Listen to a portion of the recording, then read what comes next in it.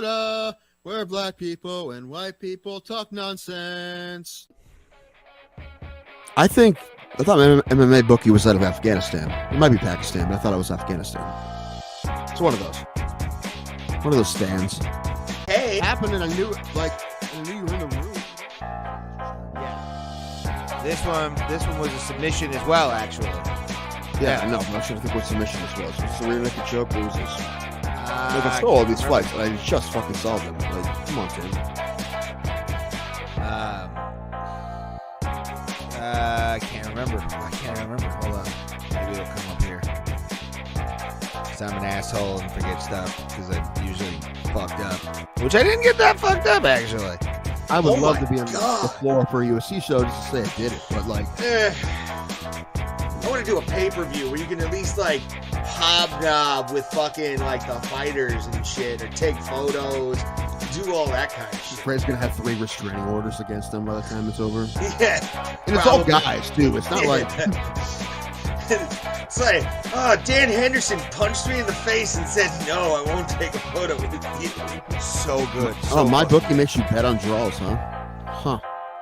But they also ran out of Afghanistan a couple years ago. Number one, if they became a sponsor like they are of the MMA holes, then yes, I would use that.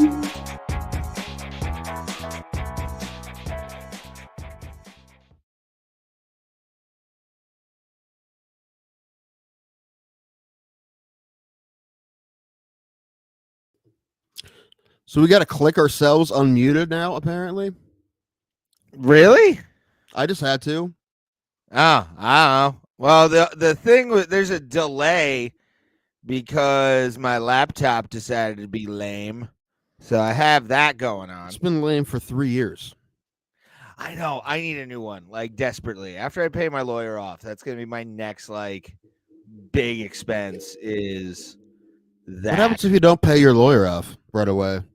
I probably would put a lien on my car and shit. And I don't think you can do that. Yeah, I mean they can any kind of financial thing. They can. I don't. They can like. It would take a minute. I don't think they could. I'll ask my sister-in-law who works for lawyers what happens when people don't pay them. They probably just annoy them. It's not like they bring somebody around to like break your kneecaps. Well, it depends on what lawyer you're talking about. I mean, that's true, dude. If they were like Mickey Rourke's character from Rainmaker, Bruiser, yeah, that guy. Never. If you would have said Sin City, I would have been all. No, he was a lawyer in Rainmaker. I know, but he was a shady fucking lawyer, dude. Well, it's not my fault that you're not cultured. We talked about this. Hey, when are we going to use a new background? I'm getting sick of this one. All right, we can pick a background right now. All right, everybody, you in? What do you guys want to pick? Ray drives. Rutro. No, he doesn't. Well, he only drives to work now. Yeah, I can only legally drive to work right now. So here's a question: Are you like, what are you doing? Are you like starting the Subaru every once in a while? Not yet. Haven't done that in a minute. You probably should do that once a week at least. I mean, you can't let any car just sit there for a year. It's not good for it. Probably, yeah. I need to do something. I don't know. Have your mom take it for a spin or something every once in a while, or your brother. Oh God, why would I put a woman behind my car? I'm gonna tell a man. I figured if you said brother, you'd have another excuse. Oh, dude, are we at Wrigley? I like it. Yeah, I know. I like this background. It appeals to my high brain. What's up, Pulse? Okay. Good to see you, buddy. Thank you guys for watching. What if somebody was like super, super allergic to ivy and they went back on a ball at Wrigley and they ran into the ivy and they get all these hives on their arms? Do you think that's possibly happened? I think I would have heard about it if it happened. Well, it could have been some high school player. Like, do they don't do states at Wrigley in Illinois? I would. Dude, you know where they do the states here? In Akron. They do them at Canal Park where the Rubber Ducks play. Oh, okay. They did them in Columbus for a while too, but they do them in Akron now. It's kind of pretty perfect, actually. It's a good size for that, and it's a really nice park. It is. I've seen the outside. It looks nice. I've never actually. It's not huge, but it's not big, but it's real. It's nice. It's easy to get around. It's not. I love that place. I go all the time. Going to the big park tomorrow. What's that? Going to the big park tomorrow. Going up to Progressive. Oh, are you? Yep. My brothers and his kids and his wife and me are going. Y'all Sounds like a remember beginning Kerry of a Wood country and song. Mark Pryor? Yes, I do. Remember Kerry Woods was a 20 strikeout game. Mark Pryor was a beast for a minute there too. Um, Indians had Kerry Wood there at the end there for a little bit. But yeah, those two were great at one point. Um, Ugh. but yeah, playing Boston tomorrow. Playing Boston now. What? We're staying up there. Nice. Where you staying? Indigo. Again. It was the cheapest. Well, it's It's a not day always the game. cheap. Well, was it? I mean, it was the cheap. No, it's not a day game. It's a night game tomorrow. Um, it's the cheap. It was the Oh, cheapest okay. in like walking distance, and it's like right there. It's like a 2 minute walk from the state. It's like right across, right down the alley. It's right there, which is nice. And it's not that far from the casino either. My brother and I will go to the casino, but I'm not gambling because I don't have the gambling money. But I'll just hang out and eat a cheeseburger or something. Yeah. Um, but yeah. At least one of the kids is excited. I don't know what the little one. The little one hasn't been to a game yet, so we'll see. Luckily, it's not going to be hot. It's going to be a high of 65 in Cleveland tomorrow, so I can wear jeans, Oh, really? not sweat to death. Yeah, Oh, thank God. yeah, it's going to be nice. That's like perfect weather. Oh yeah, dude, and especially like with my job, like to have it at 65 degrees all day is gonna be a great fucking day. And it's power. I have a lot of power sprays tomorrow, so That's good. fuck yeah, that's my That's basically my entire year right here. Is this part time a year? Just good. Like, Yeah, it's been hot the last week or so. It's been hot. and my truck doesn't have AC. That sucks. It does. It A does. year without air conditioning in a vehicle. And an OVI. Holy shit! Life is. That's why you didn't get probation because I felt bad enough for you already. And there's no Probably. air in your truck. Yeah. There's no cold air, man. Dude, if you drove around in a bee suit, you'd probably die. Yes. Oh, I got to get a new one too. That's the like Is I've there a been hole in bugging your my bee up. suit? Yeah, so mine There's a got bee really in my moldy suit. for some reason. Okay. So I had to power spray what eaves and peaks of houses around windows as well for Wait, you gotta put these. You bees. gotta put the comments on the screen. I would, but I'm not on the thing because you gave me the wrong password. All right. Yeah, see, because Spraying there's what? not that many, and we don't have the thing anymore. The one reason we were staying with the streaming Oh no, we service, have the thing. It's up there. I don't see it. It's on my side. I saw it over here. It's fake. Nope, it's real. It's better if you I was- put them up though. You can't read those ones, the little ones in the corner. You got to put them up, and there's not that many of them. Just don't put the I know, racist dude. ones up, Well, or the mean ones, or the racist mean ones. I like the racist meme ones because at least they're. I know because you're a racist mean person. Well, I thought mean. I thought you said meme. I'm like, No. oh, the No. racist memes are funny. Maybe a couple of them.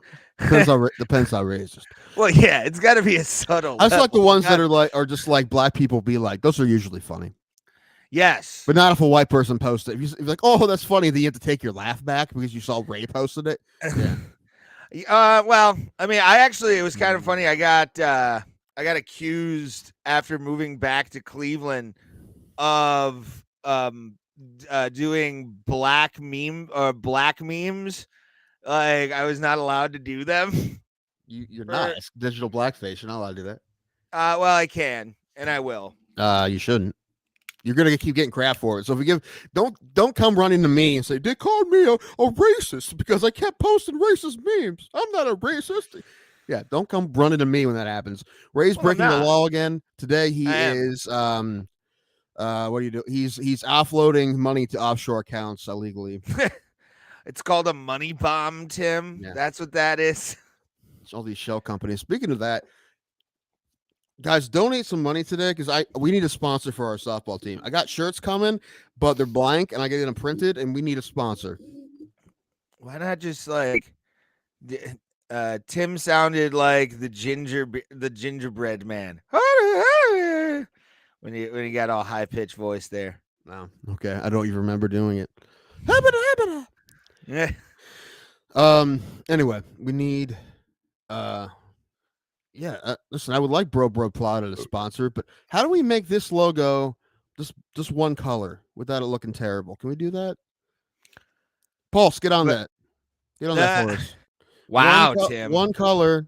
This is a test. This is a test. Your first test. Make this a version of this that is printable in one color that looks not terrible. That is your quest. Well, can't you find somebody with a press that can turn it into like a one of those? I'm just gonna have to take him to I'm gonna have to take him to a printer, but right now I was thinking of, we're gonna call it Danks Tanks. Oh God, we haven't ran this by anyone. It's just Eric and I, my brother. So, actually, I have a logo. Would you like to see it? Yeah. There we go. Let me find it. There it is.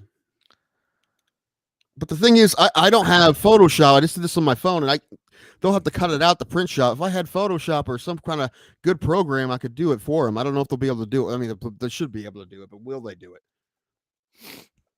Okay, I sent it to you. All right. Oh, wait, I emailed it to you. Come on, Danko, get your technology right. Doesn't matter. Yeah, it does. All right. Now I have to go into like my Gmail. No, I sent it to your Facebook. All right, there. Calm the fuck down. My God. Did you do that on Canva? No.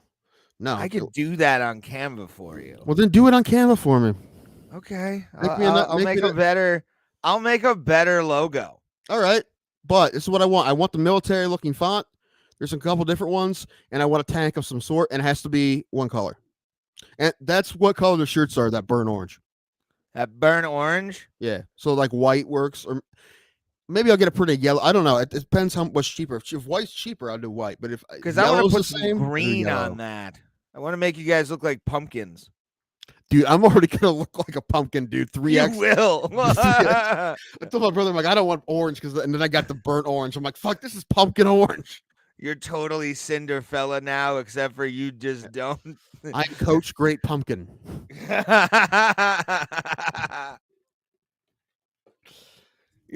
When are we ever gonna get a hit? Good grief. We should have a pretty decent team. I don't know anybody besides you and your brother. That's about it. You know what? I barely know anyone. But our youngest best player got a bunch of guys, and we got some other guys from my other team. One guy has a travel team, and he has a couple guys playing with us on Sundays. So, hey, as long as everybody respects my authority as coach, we're good. Man, I do. And I'm excited to win. Get some games tomorrow at the game. We're gonna get one of those bats. Nice. And I'm taking it home with me. I'm gonna be coaching third base with a bat full of beer. You got it, and here's my thing. After that, you got to clean it out and drink bourbon and Pepsi Zero out of it on the show. It just lasts you through the whole show with a straw. I want a straw at the top, so you're just like this. I got to figure out how many ounces. I think it's $30 at the game, which I'm very broke right now. It's probably not a good idea. However, I might do it anyway because, Okay, well, let me know how much it is. Just for the visual of you drinking it on the show. You can buy me a $30 beer? I will. Okay. Yes. Yes. Well, then I'll definitely get it then.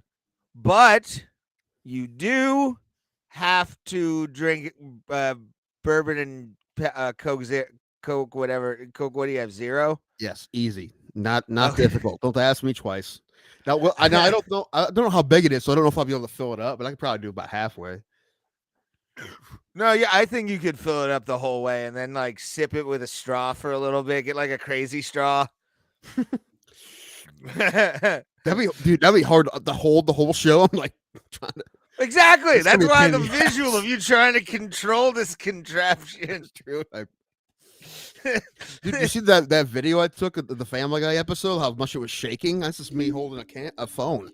Well, yeah, I get the tremors too, son. Like I'm not. I feel your pain whenever I watch you take a video because Oh, I'm Mr. Shaky when I do videos as well. do you want to do a drug trial with me? I A told you they sent drug. me a letter, right? They're like, hey, we have a new tremor drug. You want to try it? Nah, my tremors aren't that severe. Not really Like either, it's but like, well, they're. I mean, they try it on people at all kinds and all ages, But like, um, if I was getting paid, I'd probably say, well, I guess I can't afford not to do this, so I guess I'm going to be a guinea pig, but I'm not. So you come on, and all of a sudden you're like Doctor Strange. You got a third eye growing out of your forehead. sure, Hey Ray, is this hand normal? And it's on like your love handles. maybe. And then it just grows and grows and becomes Tim 2.0, the muscle man. He would be all of your muscles, and you'd just be an oblavious morb like you are now. What? An oblavious morb, an amorphous blob. What the fuck? Not an amorphous blob. I have arms and legs, and they work correctly, but yeah, you're right. There's a lot of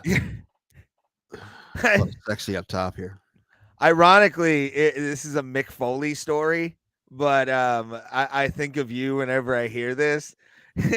It's apparently a WWE trainer who was like massaging him before like a match. Looked at somebody. Looked at I think it was Jim Cornette and said, "He is like a whale. He has no bone structure. He is just." It's in there. I feel like you would be the best Stretch Armstrong ever because you're already like full of fat, so you could do it. I lost what I was saying. I don't think bones stretch, Ray. That makes no sense. Tell that to Reed Richards then. You drinking you drinking gay beer there, Ray? Yeah, because I don't care. It's shit. No, you know what's beer. funny? I found a much gayer beer today at the grocery store. Busch Light Peach. Now that's a gay beer. Peach Busch Light. Yeah. Peach beer number one. Peach Busch Light. Yeah. What was like if the brewery said we have a peach beer, want to try it? I try it, but like I want Busch Light. Ugh. when Natty did that summer Natty or whatever it was. They still do. My cousin Mike's lady was drinking it last weekend when I was out there. She was like, "You ever had this? It's pretty good. It's strawberry or something." I did not try it. It's delightful. It went for a while. It was like $2 at LVT, so I was constantly drinking them because they were $2, and I had like 7 or 8 of them in a night. Really wasn't that much alcohol content. I used to crush Jenny Cream Ale at Stone Tavern. Jenny Cream Ale. Yeah, I don't know. I like the fruitier beers sometimes. Why not? It's well in the summertime. It's definitely nice good. sometimes. Yeah. Yes. However, I just definitely realized that every time I drink a beer, I'm like, is bourbon an option? I just rather do that. Like yeah, I don't know. That's why at my dad's party, he's like, well, have some of these, and later you can get into the bourbon. I'm like, Dad, I'm just going to get into the bourbon now. I don't want any of these beers. Like, I don't want to pretend like I don't. No, I want the bourbon. I don't want the beer. I'm always now, if I go to a brewery, if I go to a bar, sometimes I drink beer because of the price. But at breweries, I drink the craft beer. But yeah, I have no problem with a Bud Light, and I'll probably drink that tomorrow. But yeah, but whenever this Dylan Mulvaney thing happened, I'm more disgusted at the 365 days of womanhood thing he did rather than the Bud Light. Like the Bud Light thing is just like, okay, they put their face or however they identify, or she or something, right? whatever it is. But no, I don't care that somebody's face is on the beer. It's beer. Like who gives a flying fuck? It's weird to me that anyone cares. Yeah, as long as like I would care if it was a rapist or a murder. If they put Jared Fogel's face on a Bud Light, I'd be like, that's not right. I don't think that'd be different. Well, the way the moral compass of this country is going, that could That's true. happen more faster than you think. He was But framed. oh, there'll probably be a movement at some point where it's like expunge his conviction, expunge his conviction. I just watched the thing. I'm on like this whole story and how he. I didn't really realize what happened. It's fucking wild, dude. Yeah, Like, his business partner had cameras at his stepdaughter's rooms, yeah, and he was feeding that to Jared because that was his yeah. thing. I mean, that's okay if like if it's like the girl you're dating and you do some like weird, like freaky No, these shit are with the children. camera. But yeah, it's children. Like that's what makes it fucked. Like the inside of a camera also. Sometimes, hey, that's your kink. But when it comes to kids, no, Of course, man. I watched this documentary last night on HBO. It's called "How to Create a Sex Scandal." At the beginning, you hear about these people and what they made these kids do allegedly, and you're like, "What? These are monsters! Put them all away! Put them all away!" And then they start getting life sentences, or like, "Fuck yeah, they deserve it." Yeah. Then you find out it's all made up. It's crazy. It's a goofy. It's this fucking sociopath of a foster mother who's making shit Oh up about parents to get more money from the foster care system. yeah. It's fucked up, dude. It's really fucked up. Oh yeah. Like one of the, I think 4 of them got life sentences. 3 of them got out. 1 died in prison. I mean, he probably would have gotten out, but he died first, you know? So, and none of them did it. It was all fake. They had these young kids. She just fucking brainwashed them, make them think that things happened that didn't happen. And there's no 0% physical evidence against any of them. All it was the kids' testimony, and they were 8 years old, and it was a lie. Was it Bill? Was it say Bill Cosby got canceled, but the dad on Seventh Heaven didn't? That proves racism exists on TV. What? Who's the dad? I don't know who he's talking about.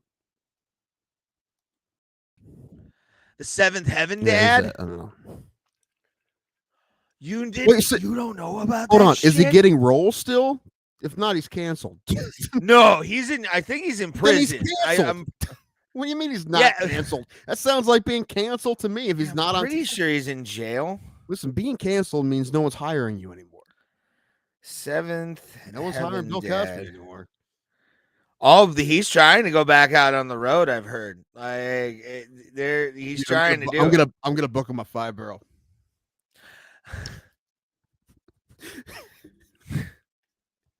I'll pay him $80, and I'll put him at the Motel 6. Tim, I want to stay at your house, and can you tuck me in? Nope. I'm looking. 2000 revealed his wife's therapy session that he molested several underage girls. Oh, fuck. However, Collins didn't know that the session was being recorded. Leak until 2014. Collins remains pretty private these days and has left Hollywood behind.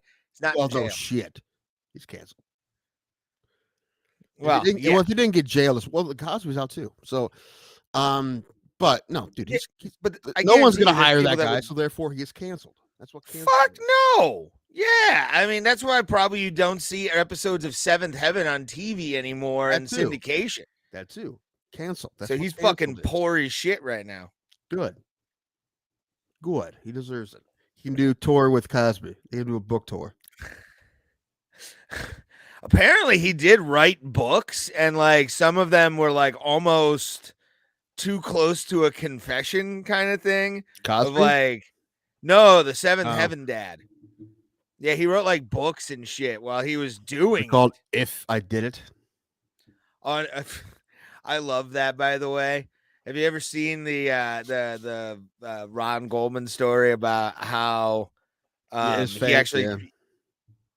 Well, no, what do you call the title of the book? He owns the book rights. Does Ron Goldman's father or whatever it is? Right. And when they printed the book, it said "if" like this big, and it said "I Yeah. did it" real big. Yeah, it's funny.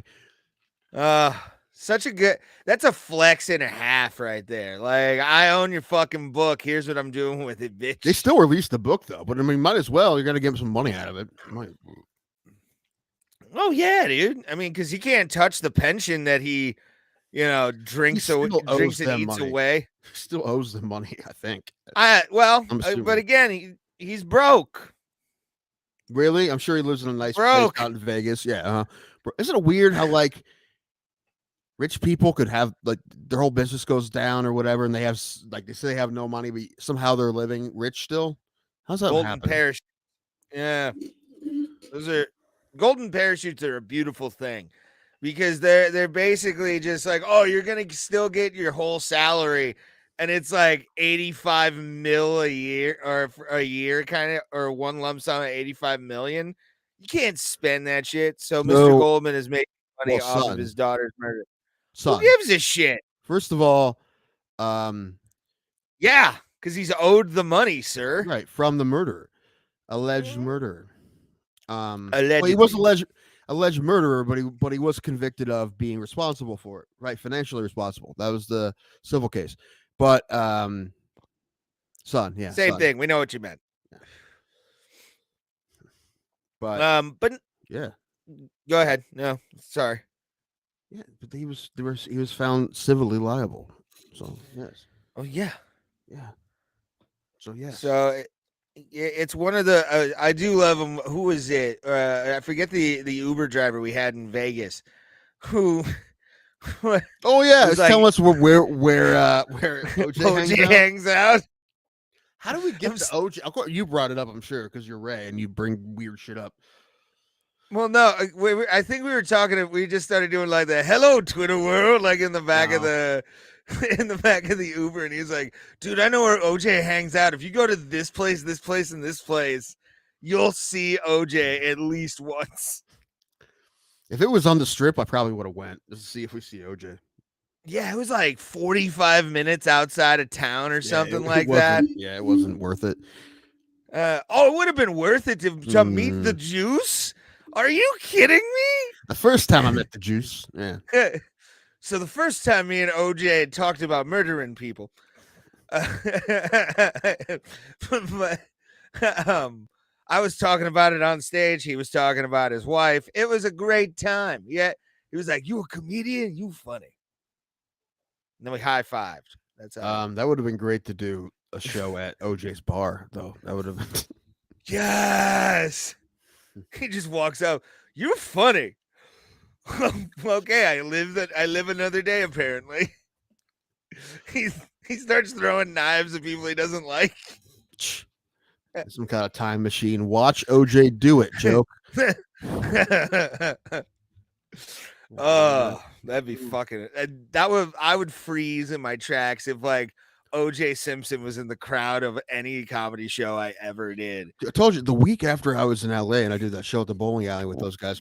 The next week, Bobby Brown and his dad showed up in matching tracksuits and did sets, and I'm like, I'm so disappointed that I missed that. That would have been awesome. That's funny. Was he? Was this sober Bobby Brown, or was he still? Like, I think he's been cleanish, but I don't know. California sober, as they call it. Yes, the best kind of sober. Some people think Bobby Brown shouldn't do stand up, but that's his prerogative.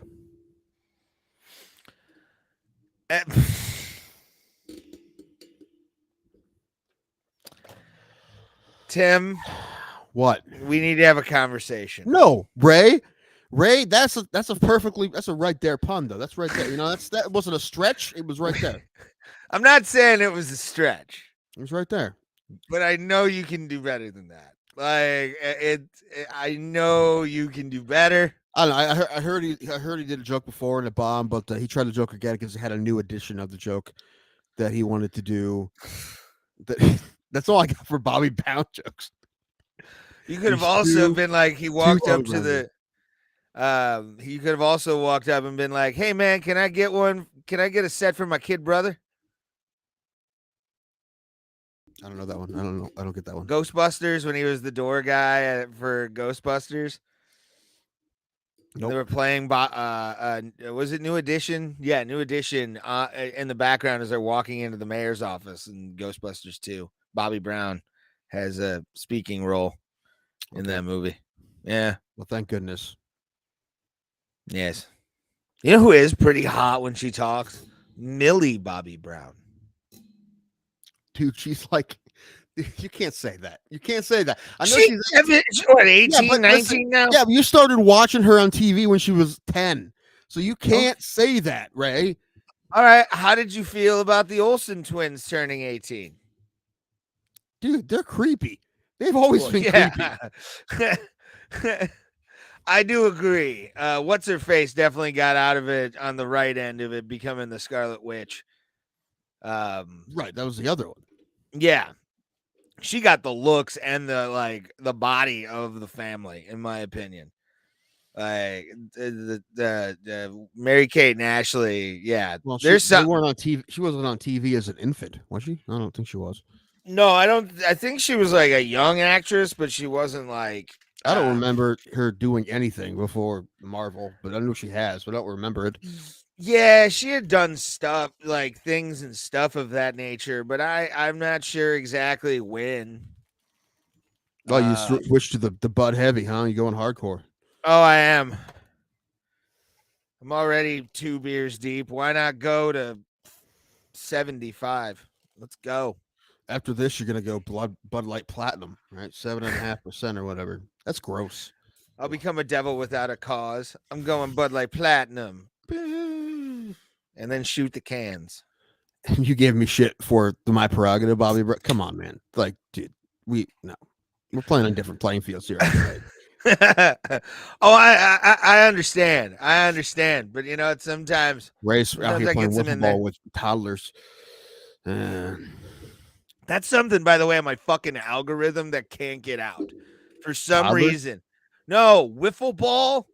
Like I'm getting a lot of like American Wiffle Ball Association. Dude, I get wiffle ball too. I think everybody does. I don't know. The one guy does commentary for it. Like he had done a bunch of stuff beforehand, like sports related. He did like Battle Dome, I think. Can't remember his fucking name. Not Scott Farrell, the other guy. I don't know. Fuck. There's somebody that like does wiffle ball commentary in like a warehouse somewhere. I think we should do that, by the way. Create our own wiffle ball league. Dude, I'm busy playing grown man softball, all right? Do you play in the fall? I don't know. After we win this champion. Dude. I'm gonna have a big old trophy. You're gonna sit out right here. If you guys win, I'll put $50. You don't. Right here, right now. You got to give me 5-1 odds. There's 5 teams. You got to give me 5-1 odds. I don't understand that. I'm going to be honest. 5 teams. So it wouldn't be fair for you just to say 50 if you win. And 50, no, that doesn't make sense. That's not fair. What, a good 50-50 wager? If I win, what do I get? $50? What do you get? $50 if you win. Yeah, but there's 4 other teams. So that's not fair. What? It's just a straight up, do you win the league or not? Yeah, against 4 other teams. So you have 4 chances to beat me to my 1. You see, well, that's not fair. It isn't fair. Don't say it is. It isn't. Okay, your math is terrible. It doesn't matter where you rank. I'm not giving you a placement in the league. I'm just saying you have to win it outright. I know, but you get 4 teams against my 1 team. So that's not fair. I need 5-1 odds. Okay, I'll give you your 5-1 odds, but I'm still betting $50. Okay, but that means if I win, I get $250. No. Yes, it's 5-1 odds. No, no. It's either you win or you lose. Then I'm not doing that bet. That's a stupid bet. Not fair. Not fair. Ray, your math is so terrible that you don't understand this, or you're just being a dick.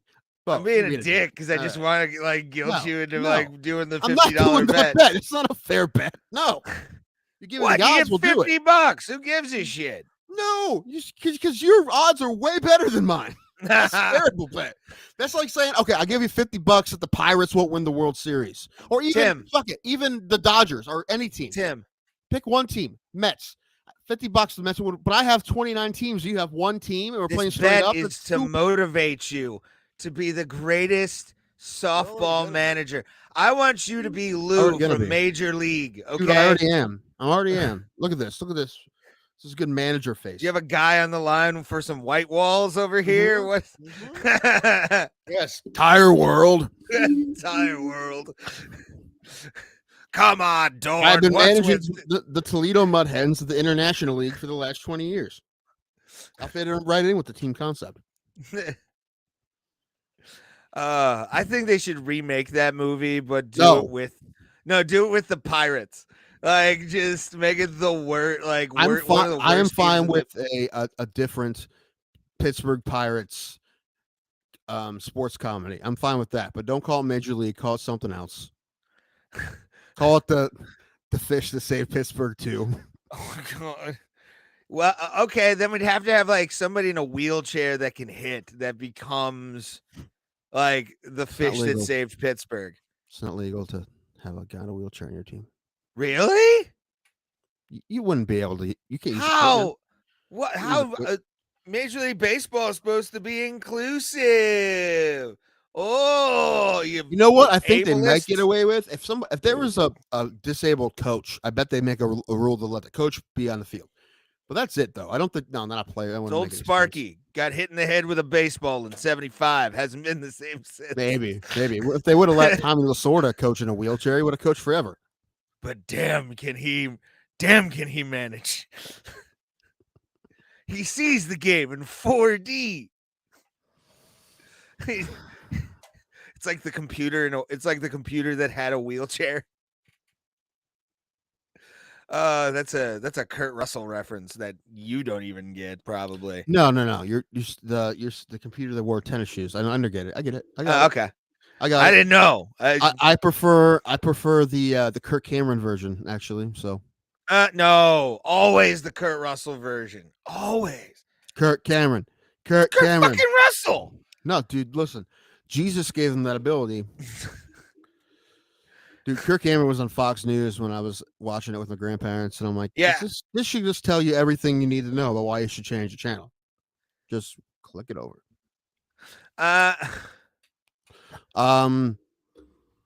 Skinny Tim, go. You're gone. You've been gone a long time. Just Skinny Tim slipped through the cracks. You're a meal. You're a meal. I ate you long ago. Yeah, I only knew Skinny Tim for a hot minute. I did not know Skinny Tim that long. It would have been like Matt Rife if he had no confidence.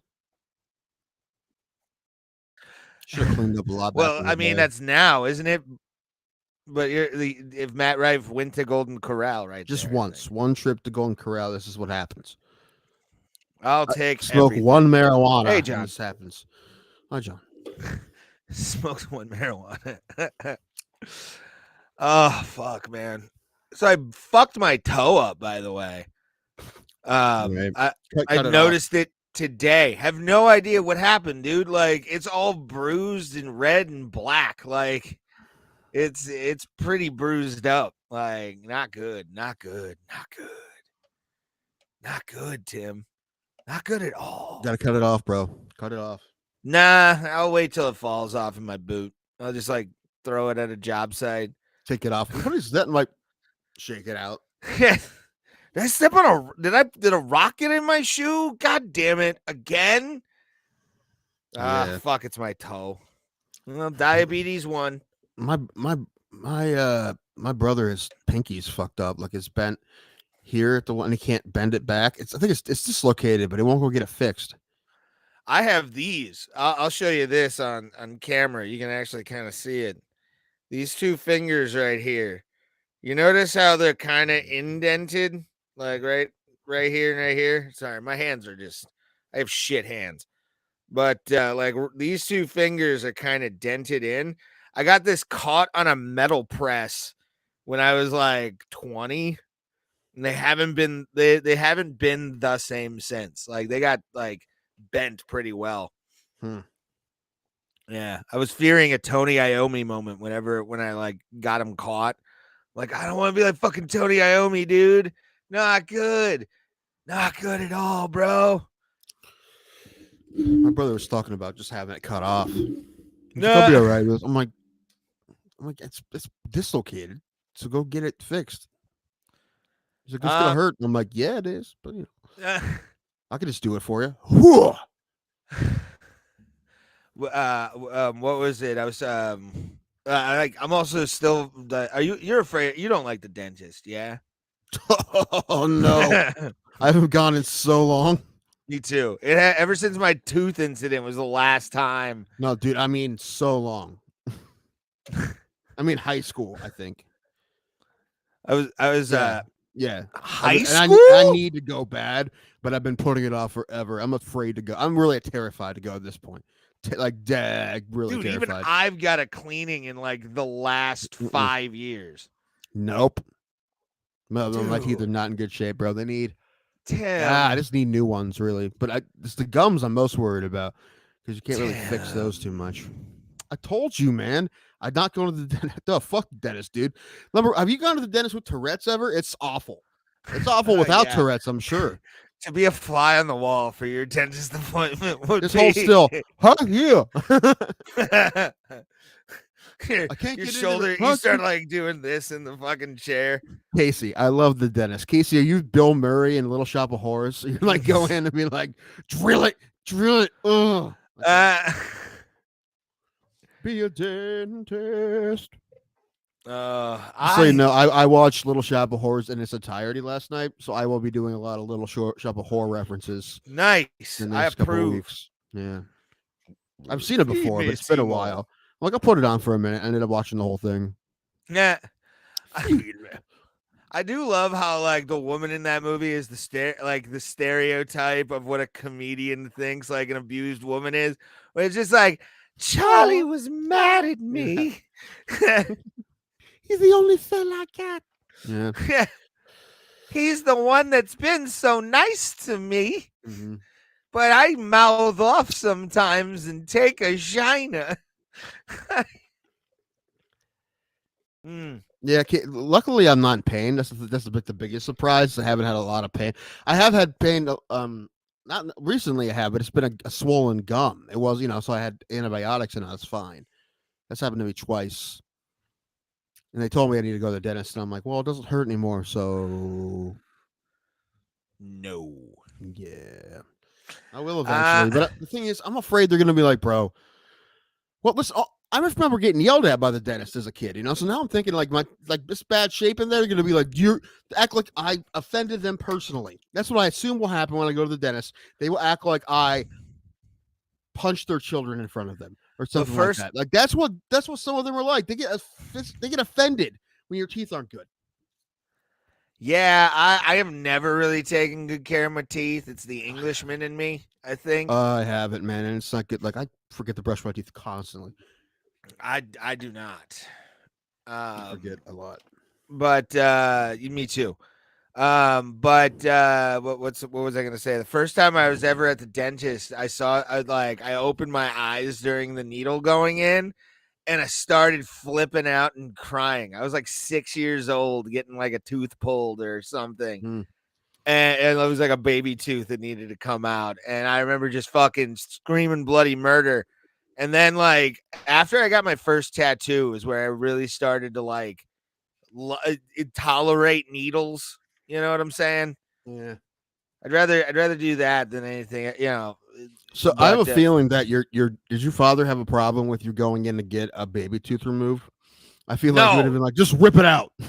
No, well, he tried to pull it a few times. He tried to pull teeth when I was a kid a few times, but it never really like worked. I was always the one that like was able to jiggle it out during taking a bathroom break in 6th grade. Had that happen. I got one. Did your school ever, when you were a kid, give you like a treasure chest? It's to like keep your tooth in. I don't remember that. No, Oh, okay. we weren't I all. thought that We was a don't. We cool didn't all day. go to rich kid schools like you. Oh, I did not go to rich kid schools. I went to Mentor is a like rich kid school. nah. I It's mean, of more course, white trash than it's a you think. public school, so of course there's poor kids there. But I mean, a lot of rich kids. Mentor isn't that rich of an area. Now, Concord, How many Catholic schools are in that area? one. Two. Well, one's an elementary school. You got St. Bede's, and then you got Lake Catholic. All right. I guess we have a Catholic school here too. There's only 100 kids in it. Yeah, there was probably like 500 to our Dennis doesn't care about your prison crappy. Here's population. the thing. I can't afford the dentist either. That's also a problem. I got to go to the ones who are like barely dentists, Yeah, like Steve it's Martin for Little House of Horrors. Again, Little Shop of Horse, Little House of Horse. Nice. it's always Little got Shop of Horror, county in it for Little some Shop of reason. Horror House of Texas. What? I was gonna say there's always like blank county in the name of the dental place Sure. that takes that. Sure. It's not even the county it's in. Sure. Yeah. This isn't Stark County. No one wanted to go to Tuscarawas County Dentistry, so we just called it Stark County. It's that's called I think Tuscarawas County dentistry is like still bloodletting and leeches. Isn't that like how Maybe. it goes out there? I don't know. I had braces, which is the craziest part. The fact that I had braces ever. I 'cause didn't.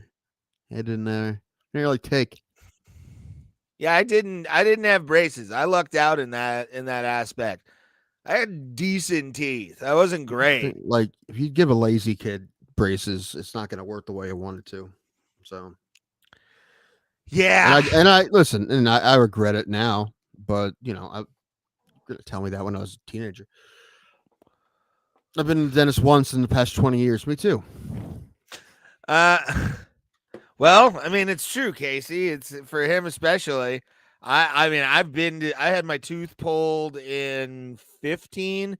That was probably the best week of Vicodin I'd ever had in my life. Ooh. Yeah. I've ended up with some of my friends Vicodin that have had teeth pulled that don't use them. Like, you want these? I'm like, you know what? No, we're talking about somebody did that. Don't admit to crimes on camera. Nah. It's happened a long time ago. It's probably it's not something I do now, but in my 20s, it's not like a good idea. What's that? Exactly. Oh. No, I was trying to untangle my shit without taking it apart, like unplugging it. And it did not work in my favor, Tim. It did not work in my favor.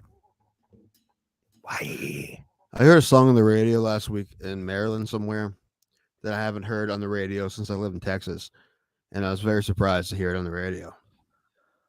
God bless Texas. And the DJ was like, she was like, got a request, and this is kind of surprising one. I haven't heard this one in a while. This is the debut single of this band from 2007, and so I guess a lot of people don't know what the lyrics are about. There's a lot of debatable what the lyrics are about, and and all the vocal parts are sang by the same lead singer. I'm like, okay, what band is she talking about? First, I thought she thought Evans Blue, but I'm like, that doesn't quite fit because their first single was before that. It was Fair to Midland. They put Fair to Midland on the radio in Maryland. I haven't heard Fair to Midland on the radio since I lived in Texas, and that was pretty pumped. I heard Dance to the Manatee on the radio. Yeah, weren't they like a pop punk band? No. Oh. They were I don't know, folk metal band kind. I don't know. They're like, I don't know. They're Folk sort metal. of a metal band, but they weren't really that heavy. They were amazing. Only Fair to Midland made music like Fair to Midland. They had 2 great albums and they all disappeared. I don't know what happened to any of them. I was looking it up recently. I can't, like, none of them are in other bands that I know about, at least not big ones. And no idea. So they just like fell off the face of the earth. They said, you know what? You get these 2 amazing albums. We weren't appreciated enough. Fuck y'all. We're done. Probably. They were like, you know what, man? We can I'm listening to it now. I'm like, this is so good. It's so good. We can only put so much mandolin next to a nice 2-3 drum line. All right, There's not it's any mandolin. and they're not folk. They're not folk. I said they're not really full. It's like I said, they're a hard band to Uh, describe. I don't know, but they play all their stuff live. They have a keyboard player who's amazing. They had I don't know, dude, they were so good. Their singer was crazy. Used to climb up on the rafters. What I saw, him a handful of times. I saw him in Texas. I saw him, and I saw him here too. I saw him in Cleveland. I saw him at Peabody's. I saw him House of Blues. nice. Yeah, they're great. But and then they broke up. Their last album was came out in like 2011, and they're both great. Anyway, Fair to Millen, everybody, check them out. They're fucking awesome. I got But some. anyway, I heard on the radio. I'm like, oh my gosh, somebody else in the world knew who Fair to Millen was. Yeah, I don't even know. I don't think I've ever heard a Fair to Midland I'm song. almost positive that I sent you one of their songs once. Probably, but did I listen I have you to play it? one, but you bitch every time. Mm, I'll give him a shot. I was just. Do you know who I was listening to that you turned me on to? You son of a Creep. bitch. What? No. Here comes Here the come the mummies. They're mummies. fun. I, I'm coming in my pants, listening- my shoes, and my fresh suit, baby. Yeah. More my the song I love is the dirty one, which is kind of lingers.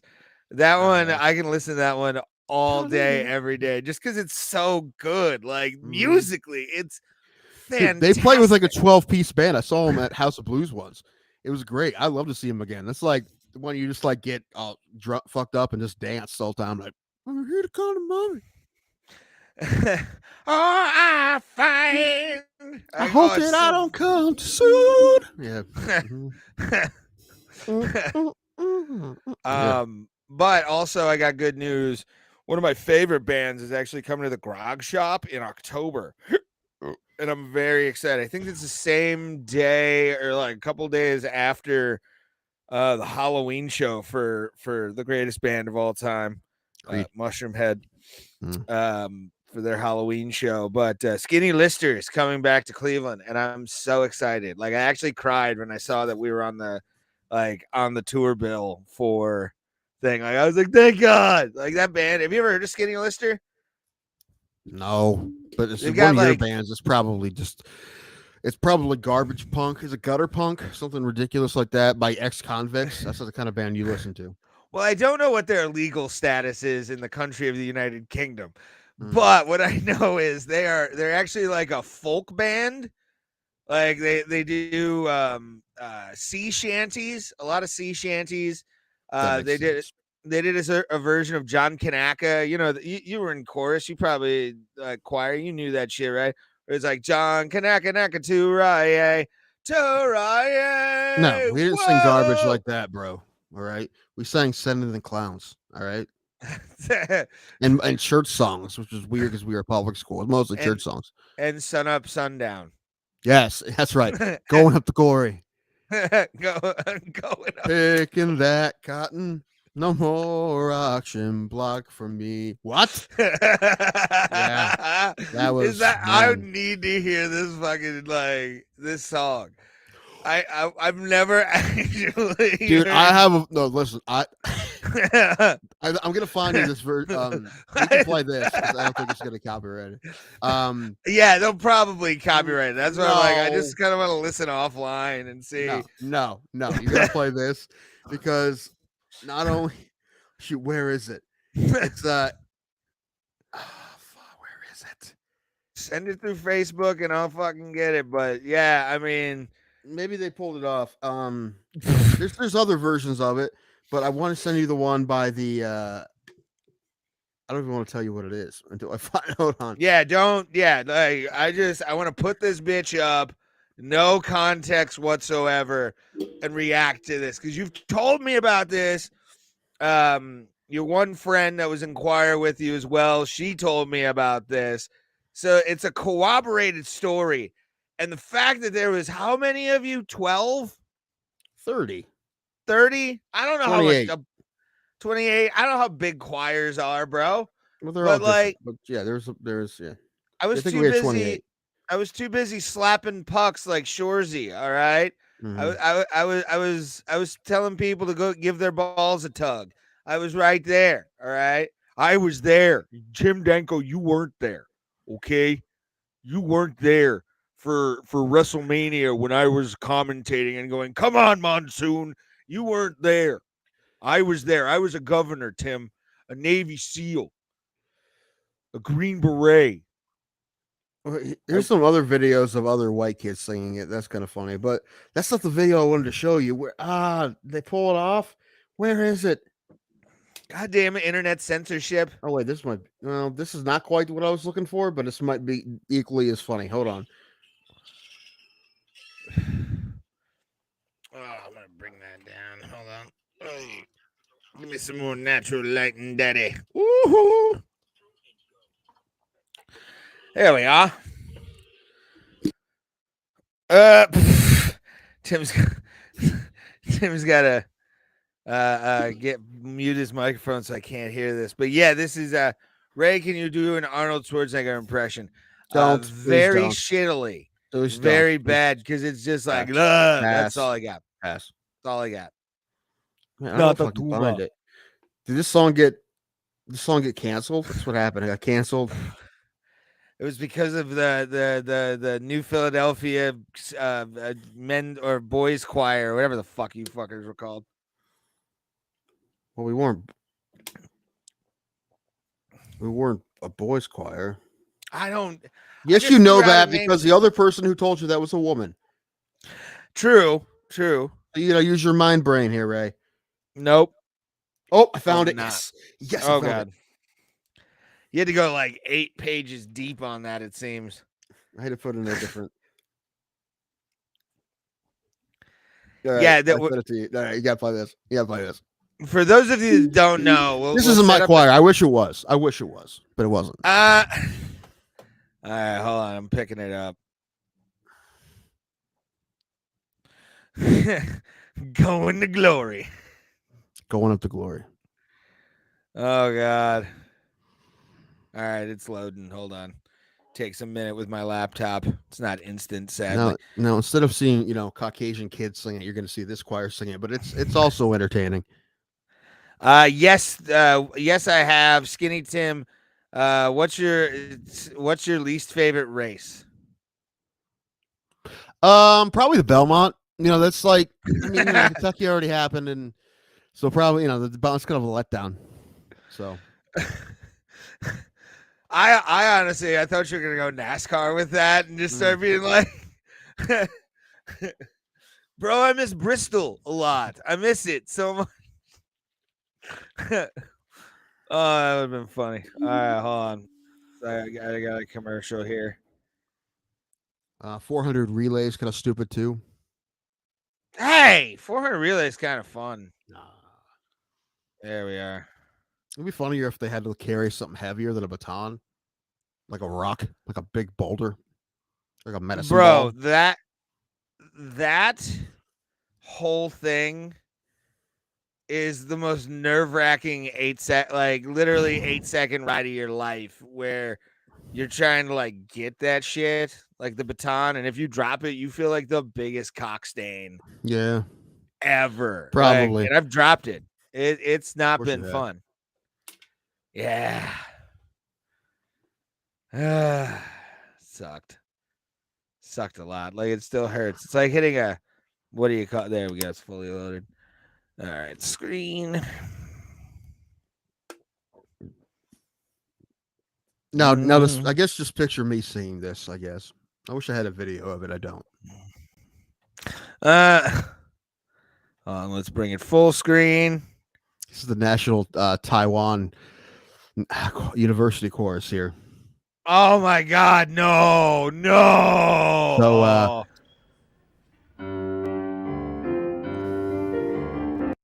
oh wait, hold on. Wait. We've already got our first red flag, which is Ray. It's only racist if you mention it, Ray. Is she playing chopsticks? No, You're a monster. No, it's what they were, you monster.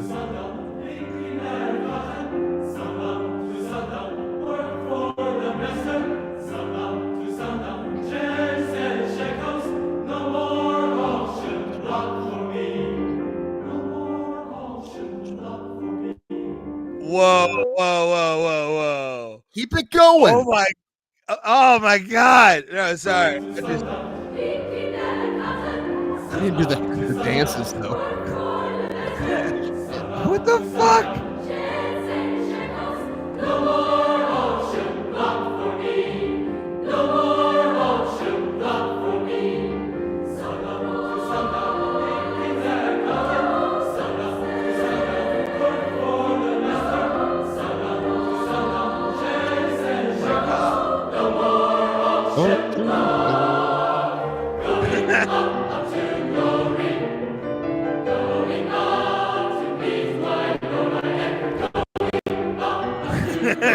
I was hoping you were going to do it.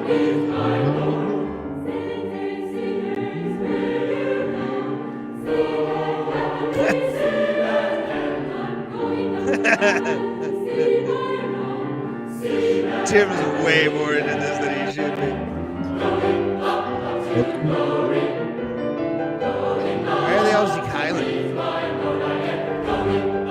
I wish we would have did the dances. We didn't.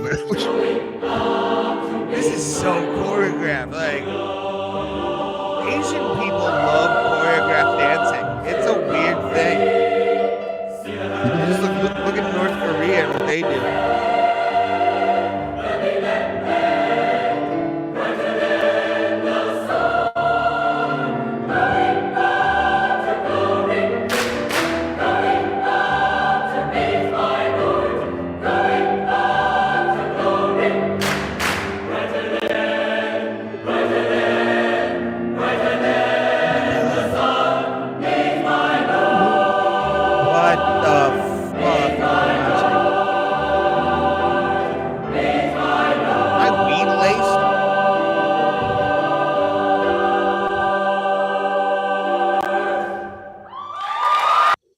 Oh my God.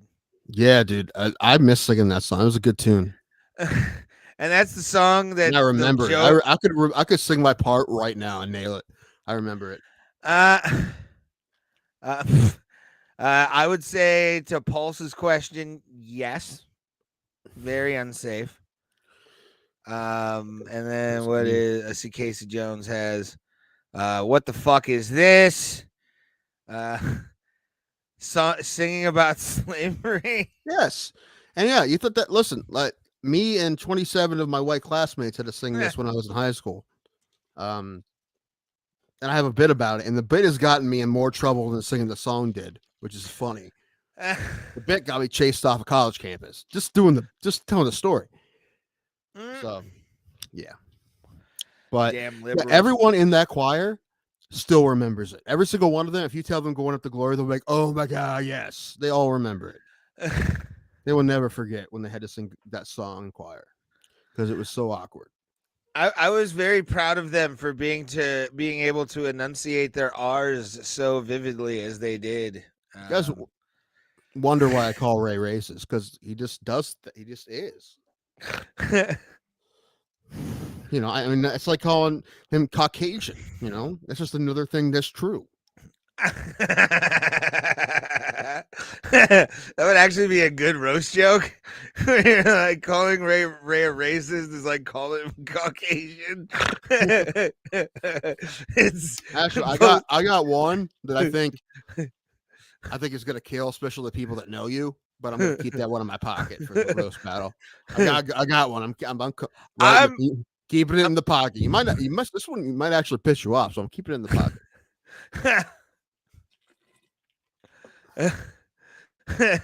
I don't get pissed off at roast jokes. Like it's you can't. I mean, Jeremy Shear still has the best roast joke about me ever, and it's basically him telling me to kill myself. So, like, roast jokes are fun. I'd roast battle you, and that's about it. I think that'd be fun. But yeah, that's about it. Oh yeah, I've been half tempted a few times to have us do Although I know what you would do. You get in Chat GPT and be like, write roast jokes for fat people. And you'd be like, I wrote these jokes about you. Or you just Google roast jokes for fat. You cheat. What I'm saying is you cheat. No, I have one that calls you the Great Tuscarora's Earthquake because you shake so much. Okay. Like those kind of things.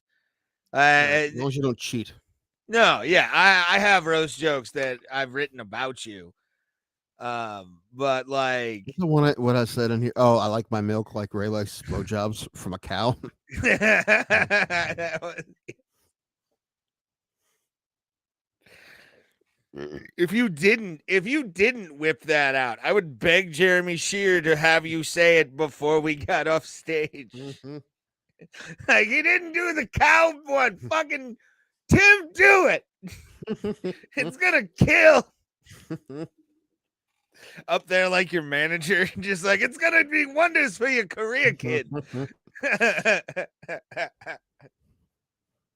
Oh fuck. Oh, you know who did wonders for their career this weekend, Tim? Jesus Christ. He hit a big week. Did he? He always does. Every week's a big week. Well, yeah, he brings in a lot of money, so at least there's that. Like he's monetizing himself very well. True, and no taxes. That's good. How'd you get that deal? Well, also, what algorithm is he using? Like, what is the algorithm that we need? The Jesus algorithm. Is he? Who do you think created the algorithms? Who do you think created everything? I thought it was Steve in accounting did because he went to like a programming class at night. Who created Steve in accounting? I honestly thought Steve from accounting created himself. He just seemed like that kind of guy, right? Yeah. Very resurrection-y. You know? Yeah, maybe. He was immaculately conceived somehow. Yes. When he was born, the doctor said, "Congratulations, Steve." This is why no one likes our show. Anyone listening be like, what the fuck's Steve from accounting? What the fuck are they talking about? Yeah. I have an office behind this screen that I yell at people. There's 40 cubicles back there, actually. God damn it, keep working! All right. Sorry, I got to yell at him every once in a while. Mm-hmm. But no, you know what? I'm going to say this. And it was fight of the night on the card. No one wants to talk about fights, bro. Dude, I want to talk about that Alex Caceres fight. Did you watch it? I did. Yeah. Okay. Yeah, dude. Last time I talked to you, didn't see anything. Well, I was able to find full fights online. Pulse, I did see it. I had a hard time getting through it, man. I watched the whole thing, but I had to watch it in segments. I've got to watch the entire series. I've never seen the series, so I feel like if you try to binge the whole thing, you get tired of just seeing people get killed. I think I don't know. They probably kill 1,000 people in the whole series. Over 1,000, maybe. No, I mean, listen, you can't say anything because you haven't seen it. Okay, so I don't know where you're getting your information from. Its reputation for being a super fucking. Does he die at the end or not? Pulse. We just said Ray hasn't seen it. Don't you be care. Ray and Ray. Don't be Ray and Ray here. What a Ray high. Oh my God, he lives, and Luke Skywalker. Still not over that, by the way. I can tell. That's why I honestly am curious what my reaction would have been. Like how I never will know. I'm never gonna know. That was such a dick move, man. Here's my impression. Here's my impression of Tim after he was watching and I spoiled season 2 of Mandalorian. You're just sitting there going, yeah, fucking probably. Ray. Probably, yeah. Just there he is. Thanks, Ray. Yeah. As promised by Ray. That looks nothing like Mark Hamill. Matt Hamill? Matt Hamill. Roberto Hernandez. Hey, buddy. What's up? Hey, Roberto. Good to see you, buddy. Hope all is well. The Caceres Pineda fight was great. It was great. Just when you thought Caceres was going to roll, Pineda had a good second round, and then Caceres came back and won third round, and no, it was good. Caceres has been great, dude. He's lost one in his last 7, I think, or something like that. And Something like that. Yeah, he had one. Who did he lose to? it was his last one, I think. He lost someone like on their way up. Uh, Alex Caceres, 2021 or 2022 had wins in 2021, wins in 2022. It shouldn't be taking you this long. You should know by now. Oh, he lost to Crone Gracie. That was his last loss. That was 2019. No, he lost before that. Since no, because I'm looking at it. Austin Springer submitted Austin Springer. He beat Chase Hooper in a decision. He beat Choi Sung Woo and he lost to Yusuf. He lost to Yusuf. Oh yeah, okay. That's my bad. I thought that was on his side. Sadiq Yusuf beat him last year. But yeah, I mean, he's going on a nice little tear so far outside of and he knocked out Arosa. That's right. Knocked out Arosa, and they had that good win against Pitt. Yeah, dude, he's been looking pretty good. Actually, Daniel Brady is at that game right now. Roberto Hernandez is watching the Dodgers play Cincinnati Reds, and our buddy Daniel Brady's at the game. He's a great American. Yeah. That's cool. He's going to baseball. Really into baseball. That's good. Very. Baseball's pretty great. I'm gonna go see the Guards play the Red Sox tomorrow up in Cleveland. Actually, let's take a look what they're doing right now. If you want to come pick me up, we should go to a game at PNC. That's out of my way, so it seems difficult. I mean, I'm your friend, bro. That's a pain in the ass of a drive. I would do it for you. I've done it for you. I did. We went to that game 2 years ago where you almost died. Yes, but I'm on the way. Kinda. It makes more sense to go this way than me go triangle it. Why not? You take a bus to Pittsburgh. I mean, you have to drive me home. If you take a bus to Pittsburgh, I'll drive you home. Okay, I'll do it. But we have to go either when they're playing the Guards or when because aren't they coming next year? The furry convention's in town. Anthrocon? When is Anthrocon? It's soon. It's either this month or next month. I looked it up like 3 times. I just don't remember. Because they are at home. It's at the end of June. Yeah, it's at the end of June. I know the Pirates are playing at PNC when that happens. So I am really looking forward to see what McCutcheon does. Because so far, his career when the Furries are in town, he's like 20 for 25 or something crazy. It's like I forget what he is. He's just yiffing the ball everywhere. He's gonna look like MVP. MVP McCutcheon. We should make signs that say "Proud Furry McCutcheon fans." Nice. This is maybe too hot to dress as a furry, I think. Though. We don't have to dress. We just have a sign with 2 like cartoon like animal heads on it, and they're fucking. Yes, one sucking the other, just like nose deep. Just waiting for I gotta follow him on Twitter so I can get that tweet that says "furries," the one he sends out every time the furries are in town.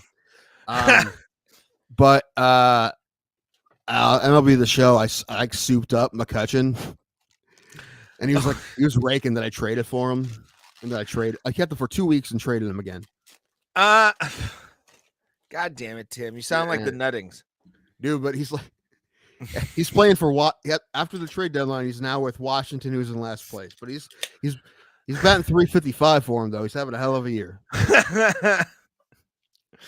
Oh man, I love one of my favorite memories of my father. We're at PNC Park during McCutcheon's rookie year, and he slides into where that Ivy Pirates logo is in center field. Mm-hmm. And you can see the panic on my 6'6", 265-pound father, where he's like, "Is he injured? Is he injured? Oh my God, please don't tell me he's injured." And then he was like, "Oh, thank God. Dude, he's our future." And I'm like, dude, okay. Yeah. There's a couple, I don't want to say it out loud, but if a certain amount of Guardians went down in the middle of a game, I'd cry if I thought it was bad. I never got that. Like, I love baseball. It's one of my favorite sports in the world. But like, guys get injured all the time. It's next man up, bro. Like, what do you got? What do you got? Well, there's a couple guys that were in big trouble if they're not playing. So Uh, this legal troubles. I understand. what? All right, you flap. I gotta pee, and I'm gonna get more drink. It's gonna be one of those days. Well, and while Tim is doing that, I'm going to talk to you while smoking CBD. CBD my ass. CBD, your non-existent red and white Polish ass. Mm-hmm. Oh, we gotta get 23andMe's too. By the way, we gotta do that. Oh, yes, we have to do that. I'm curious who's more Polish. We gotta know. Yes, wouldn't it be funny if you're like 30%? Like no, and I'm like 70. Like even my grandparents on my mom's side have some Polish in them. That would be the greatest day of my life. Dingus Day would make sense to me no more, I think. All right, well, Tim does that, and I'm smoking CBD. We appreciate you guys for being here, as always. Tim, Baseball Tim gives you a clap for being with us. Hold on.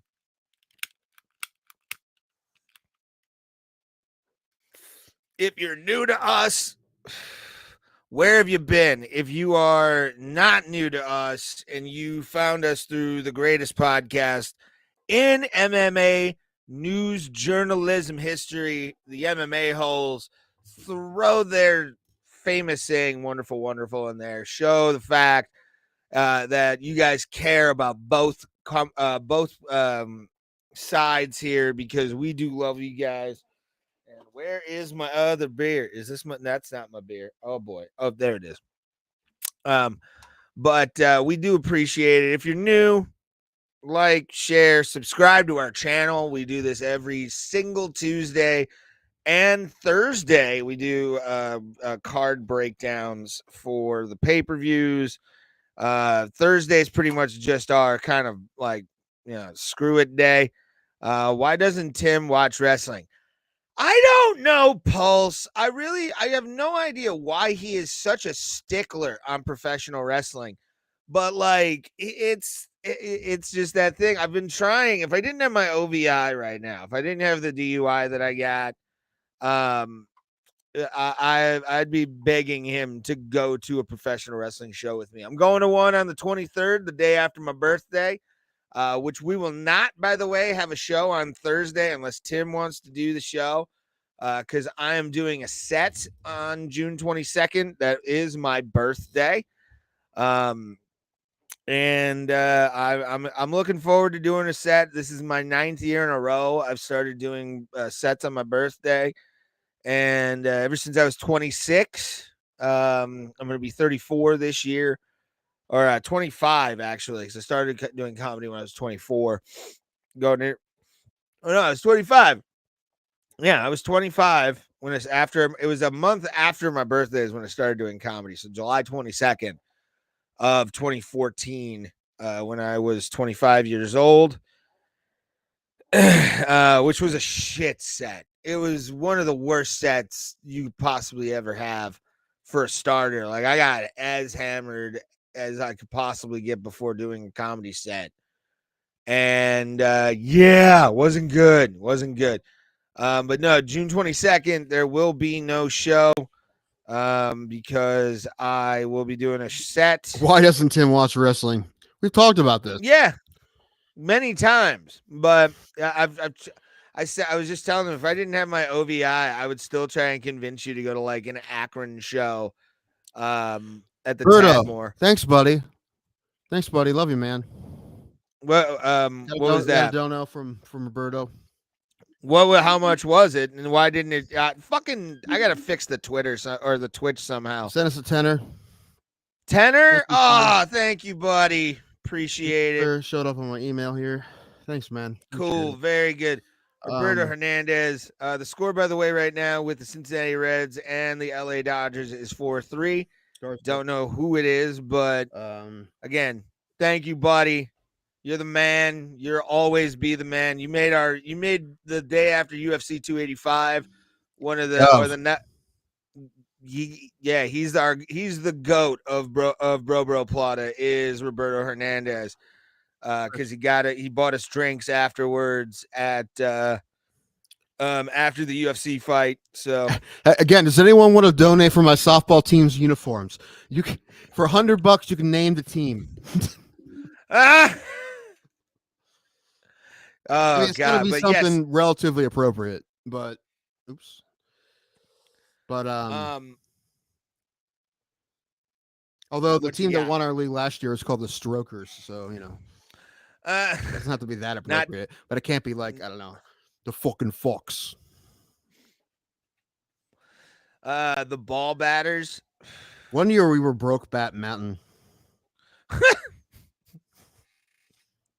Did you come up with that? No, Who came no, up with that? I don't Because know, that's but it actually a wasn't. really I great name. haven't. Still haven't got my money back yet. This is not good. From Fucking chicken. I told you about this.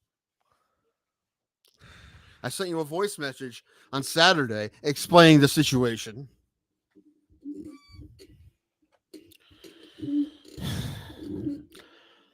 I went to buy chicken. I went to Lee's Famous Recipe, my favorite chicken place. Oh yeah, fuck them, And, man. Fuck Lee's Famous Chicken in Tuscarawas County. Suck my dick. Give the fucking man chicken. God damn it. Charging him $600. The dude, fuck. I get to the window and my meal was $10, and they're like, I give them the card. They give it back to me. They're okay. So we accidentally added your order to a catering order and charged your card the catering order. It was $650. I'm like, sorry? When you say you charged my debit card $650, like we voided it right away. I'm like, it's gonna be gone, and as of now, it's still not back. I mean, it says that my balance it has it, but it's not available yet. So if I don't have it by tomorrow, I got to call and see what the fuck's going on because Well, I was about to say, Casey Jones just put that on. Call I might the have credit to. card Well, company. it's the bank. It's a debit card. It's through my bank. Hopefully, the bank. Oh yeah, can your figure it bank out. manager if you're like cool with them, will It fucking looks take like that it's off on and its way in understand. because it says current balance. It has it up there, but available balance it doesn't. So I feel like it's still pending, and it will be back soon. But that happened Saturday. Today's Tuesday. Wouldn't it be hilarious though? Your bank manager's like, "No, Tim, that's the amount of money you have in the bank." Dude, listen, it wasn't a whole lot to begin with, but like they didn't overdraw me. But if they did, I would have burnt that place to the ground. Like if they would have overdrawn my account, I would have been so pissed. I mean, I Yeah. didn't have a whole. It was the majority of the money I have in my account, GMI, but it wasn't good. Yeah, Poor boys. I mean, It wasn't good. Um, yeah, it was. uh, I'll have to call the bank tomorrow. But it just they were very apologetic. Every single person in there apologized to me. I think everybody took turns coming to the window like, "I'm sorry, we're sorry, we're sorry, we're sorry." And the they truth didn't is, give you any JoJo's. They didn't give you any chicken. Fuck them. well, If this is the thing. $650, you were right. Give me at least a bucket, No, they motherfucker. asked Like, like, what's going they're on? like, "Can we get you anything else?" And I'm like, "No, I just kind of wanted to get out of there." I mean, I wasn't like yelling at them, but they could tell I wasn't happy. And Yeah. I'm like, okay, nothing I can do about it. I'm like, all right. They give me the receipt. They're like, if you have any problems, call. I'm like, I will. They're like, can we get you anything else? I'm like, no. What the thing is, I mean, I did get my meal for free, but Ooh, okay. I don't know if I get free chicken for fronting them $650 for 4 days. Yeah.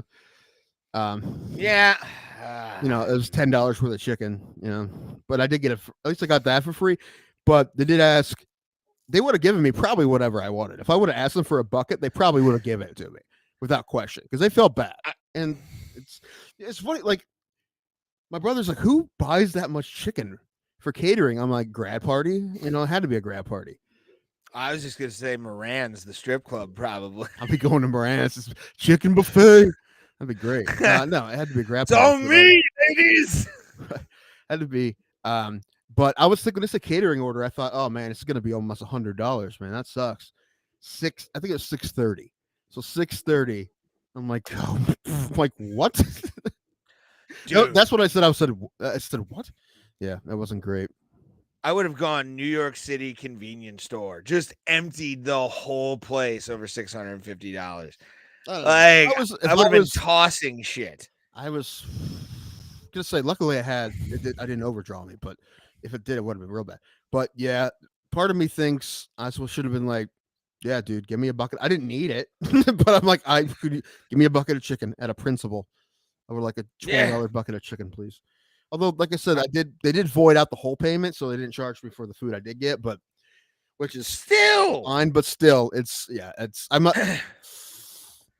dude, That's a heck of a way to get free food. Is front them, more than half the money in your bank account. 650. The Tylers couldn't pay their bills, so we just decided to pay it forward on your behalf. Somebody did buy me food at Lee's once, car in front of me. That happened to me once at Taco Bell too, and I had no idea at Taco Bell who the people were who did it. I kind of think I owe some people that I think I'd have done that for anybody, but somebody did it for me a couple times. I do not know, but I have Has to that ever happened to pee. you?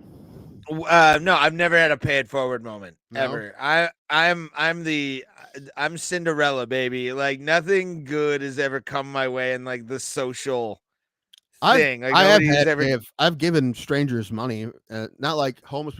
Like one time, someone came to my house asking for gas money, and I'm like, because we had people over. It's my mom's 50th birthday party, and I'm like, dude, hold on. And I went into my room and gave him $10. I'm like, it's fine, just leave the party, please. Like just. Another time, I was at a hotel and like some guy like, hey, we ran out of gas. We're trying to get here. Can run out. I'm like, all right. I'm like, because the worst is, what if they're lying? Yeah. The thing is, what if they're lying for $10 for what? To get drugs? These guys are fat. I don't know. Like, I like, what's the worst? What's the worst lie for $10? Really? So I'm just like, just do me a favor and pay it forward. He's like, I'll put it in the offering plate on Sunday. I'm like, I guess that counts. I should have no, don't do that. No, but yeah. I'll give complete strangers money before. Yeah, us. Dude, you're like Roberto Hernandez, man. I'm gonna tell you something. Like I've heard the stories of like things that he's done for people, and like if you don't have a goddamn seat at the right hand of God, like when you die, there's no justice in the world. Anyway, is there like a gold card or a VIP section? Yes. You're gonna be with Patton Oswalt talking about the VIP section of heaven during the apocalypse. You deserve a table with bottle service. Is what we're trying to say. Fuck yeah! Straight up what was the Marquee? He's getting Marquee nightclub level service. Have you ever been anywhere with bottle service? Have or have seen bottle service is the question. Have you been there? Have you had it? I've never personally had bottle service anywhere. Me neither. But I've witnessed bottle service when we went to DJ Pauly D in Vegas. Yeah, that makes sense. Yeah, I got to see, and they had like wine bottles with fucking sparklers in it and shit. And it was awesome watching this 65-year-old mother of a bride who just got married in Vegas, like just woo the whole thing. Yeah. It was magic, Tim. Fuck Disney. I'll take that any day of the week. Share a bottle with like some rednecks at a fire pit, really, than like some douches at a club. Yeah, agreed. And I've done that a lot, so I think that's probably honest. I'm not just saying that because I don't have the money, but it just seems more appealing to me than the. Yeah. I mean, I guess everybody would likes to feel like a high roller every now and then. Why not? Sometimes you can even pretend. Like I like to pretend when I'm at a hotel, because if it's a nice hotel and I just kind of somehow got myself a room there, I'm like I get to feel like a big shot for a minute, even though it's whatever. But besides that. I think the most baller thing I ever did was like, it wasn't even high level baller shit. It was just me and the girl I was dating when I first did stand up. I told the story actually at Rick's Rollin' Smoke, which was a true ass story. But we went to Caesar's Palace and I won I think $60 off of a $20 bill. So we went to the Flamingo Seafood Bar or the seafood buffet, which was like $30 a person at the time. And like alcohol was included. So you felt fucking baller-esque. I spilt some wine because I had wine with me with dinner. Just crab legs and all that shit. But it was such a that was probably the best Vegas meal I've ever had in my life. Was that meal because it was technically free. I won that fucking meal, man. It was so good. I think the only baller things I've done is with Alan because he's paid for it. Yeah. So, and only that it was just like we stayed at the really nice Marriott downtown and we went to the fancy bar, Yeah, I mean, I've had baller situations I've run into, like where it's like, oh, hey, we're gonna hang out here. You want to hang I'm gonna hang out with like Flogging Molly and watch them do an acoustic set at a bar. Like I've had those moments. Oh, I've definitely done cool shit but yeah, like the I've ball, into some cool shit by accident. my coolest Mostly baller through moment though. Yeah, agreed. That's how I got to Pablo Francisco to hug me, which he never will remember that. Sadly, it was to have a coked out at the time. He's clean now. Awesome for him. I love Pablo to death.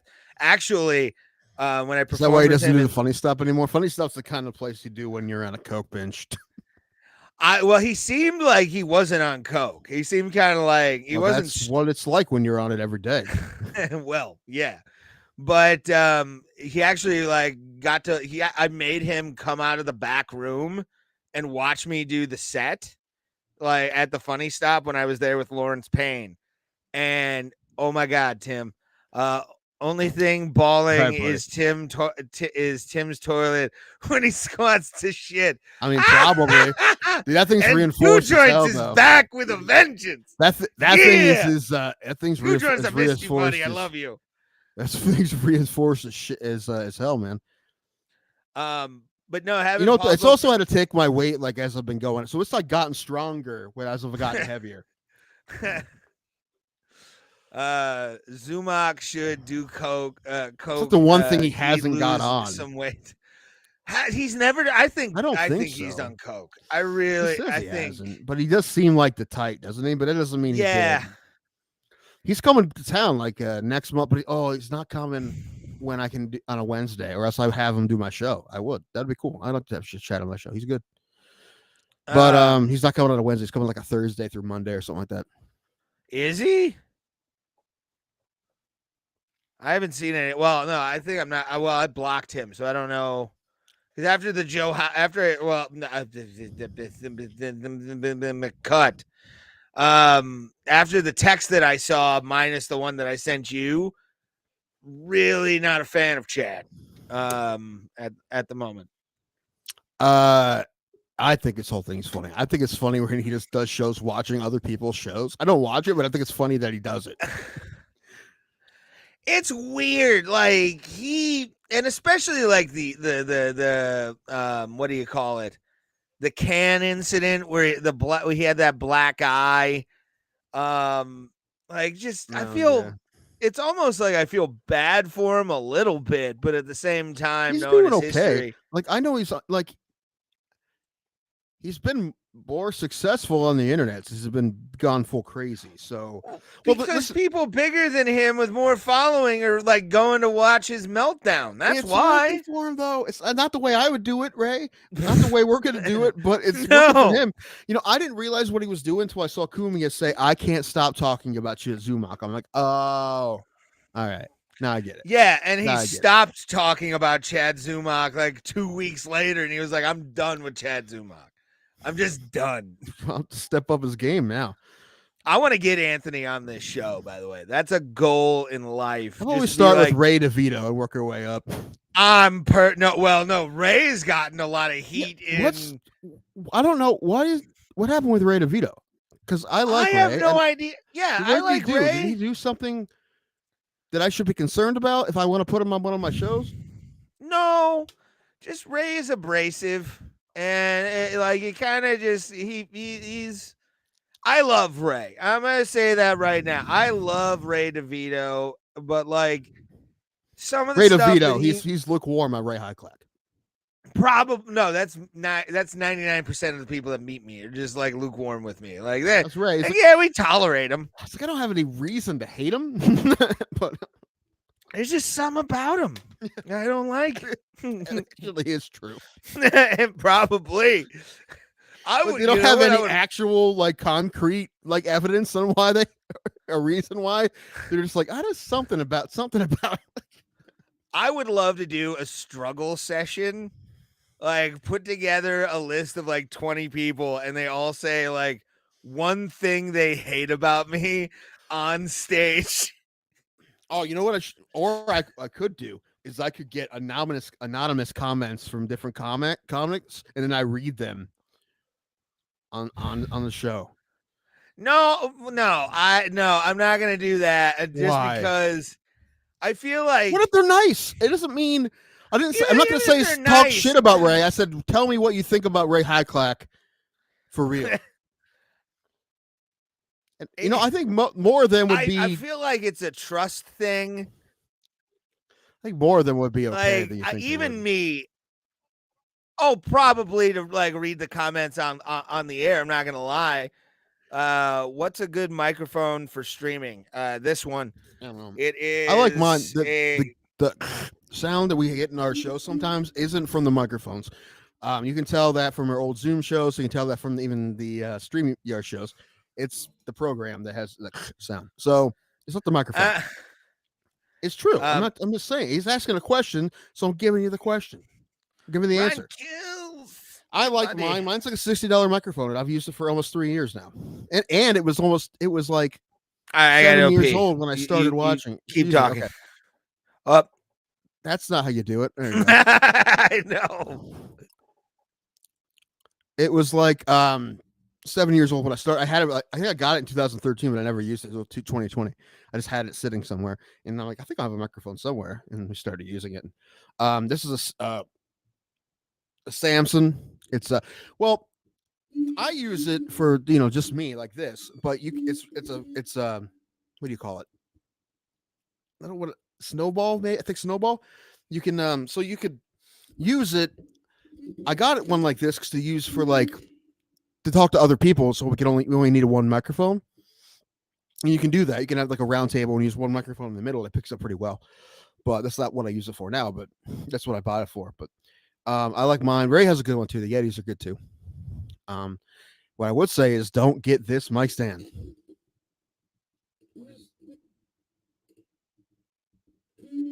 Deck gear. Don't get a deck gear mic stand. Ray, I mean, like it's worked, but it's like if I try to tip this sideways or upside down, the mic would fall off. Like I could just pull it. Probably it's staying on a little bit, but it's not good. It's not, but I mean, it hasn't fallen apart yet. But I'd say spend an extra $5 and get one that works. So because it's not that big a difference. It's not like this one costs 10 and the good ones cost 100. It's not like that at all. It's like this one costs 12 and the decent one costs less than 20 or 20 or something like that. So I like my Samson. The problems, the biggest issues I think we're having is with cameras. I'm not using lights anymore. I used lights for a while, but I haven't been. I think it looks good. Like this looks fine. And this is Aki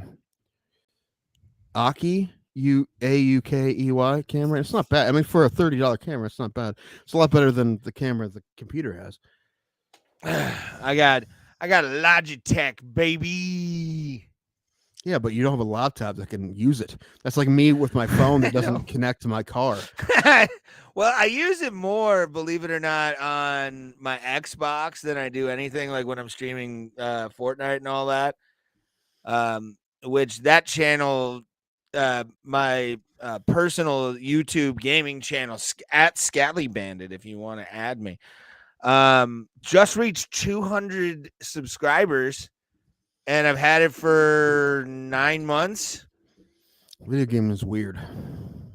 No, you're weird. Both are true. Video gaming is not weird. It's weird. Playing video games for people to watch. Watching people play video games is weird. Dude, sometimes it's really fun. I'm not saying it's not popular. That doesn't make it less weird. Uh, There's a lot of porn that's popular. Very weird. Actually, I had Ryan Kills and Pulse. I need a good PC one, but I hate the way I sound on Pal's Street or Pol's Stream? POLS? I have no idea when I can call in. A Pol. I have no idea what that is. You mean holes? Whole stream, maybe it's the autocorrect. You never know. But no, yeah, just grab yourself a fucking Logitech Peoples. Okay. Peoples. He was trying to do tech speak there. But no, yeah, just grab yourself a Logitech offline and a fucking Yeti microphone. It's like $300 and then stream. But you can do it for cheaper than that. You can do it for less than 100. My mic. Oh yeah. And this, which I've been using for 3 years, that almost 3 years. This mic 3 years, and it's 10 years old.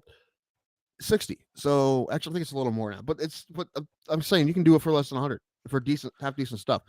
And my goal was, I don't know how long I'm going to be doing this. We could do this for 2 weeks, and I'm going to be like, this is stupid. Why are we doing this? So I wasn't going to spend a lot of money.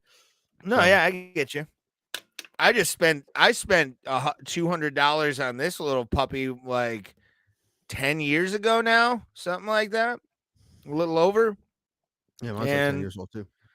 Yeah, I need a new one. Same price, but like the technology's a lot better, and I want to get one of the flat ones. I don't want to like this thing because I feel like it's too bulky anymore. Like I kind of want something more sleek to go along with my new arm. We can start getting our FU money studio, dude. We're gonna have I don't know, foosball tables.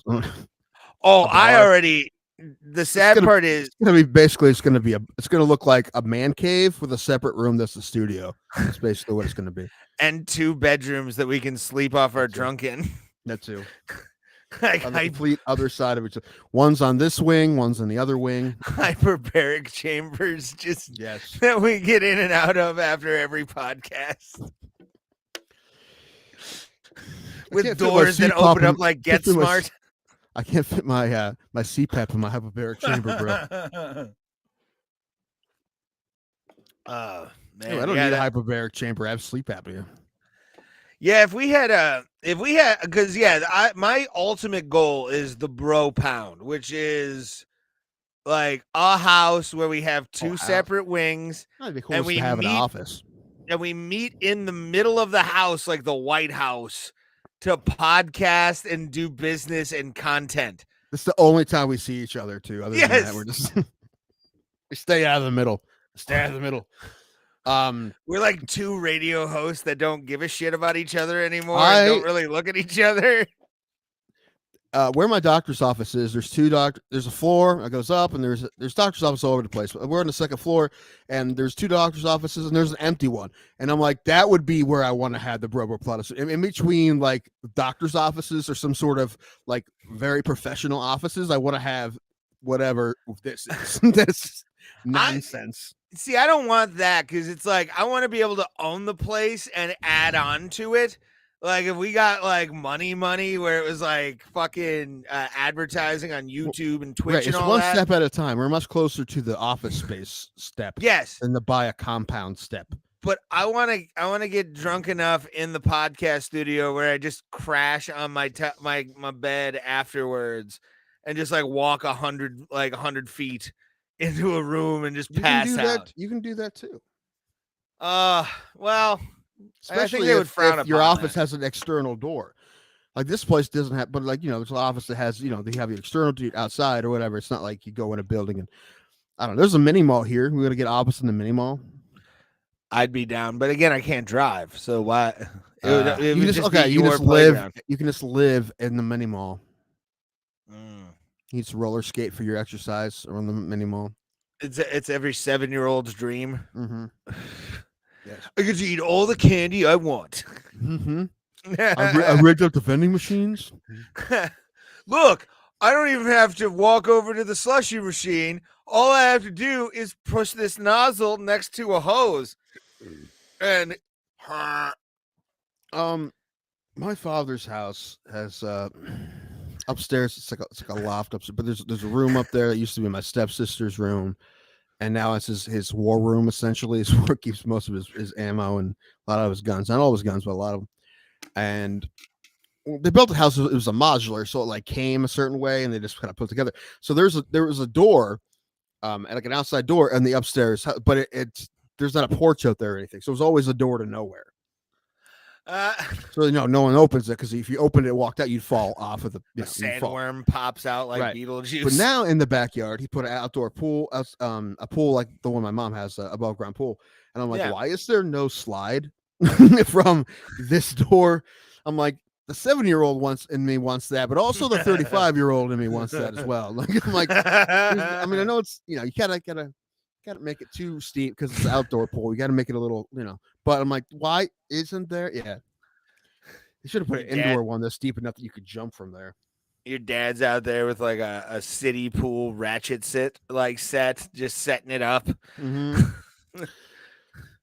I got the tubes for you, so you're safe. I don't know what he has in it. He has a bunch of he needs something that he could put some of the cords up in from the pool to keep it out of the ground and the water. Anyway, but he put a random mailbox back there. Like there's just a random mailbox sitting by his pool that he has like cords in. And like cousin Mike's like, this is the most Joe Danko thing I've ever seen. And you sent me. I have to tell you something. Your dad would have been a great territorial professional wrestler from what the looks of that was. That's what I said. The phone man would have absolutely. Because he was wearing one of his old shirts from Frontier, and he had his sleeves cut off when he was cooking chicken. And I'm like, he looks like an old school wrestler. He's all gray now. I'm like, yeah, he looks like, yeah. It's like the phone man. Tony Schiavone in like 85. The phone man's been out of the Carolina territory for a minute, but he's back against Ric Flair this week. Come see him at he's the guy that they called day of for some matches. Yeah.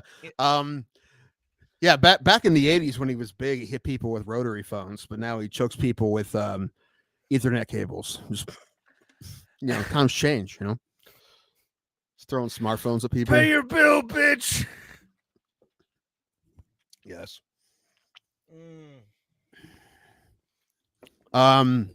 Yeah, but when I saw him like that, I'm like, I gotta take a picture of this for Ray.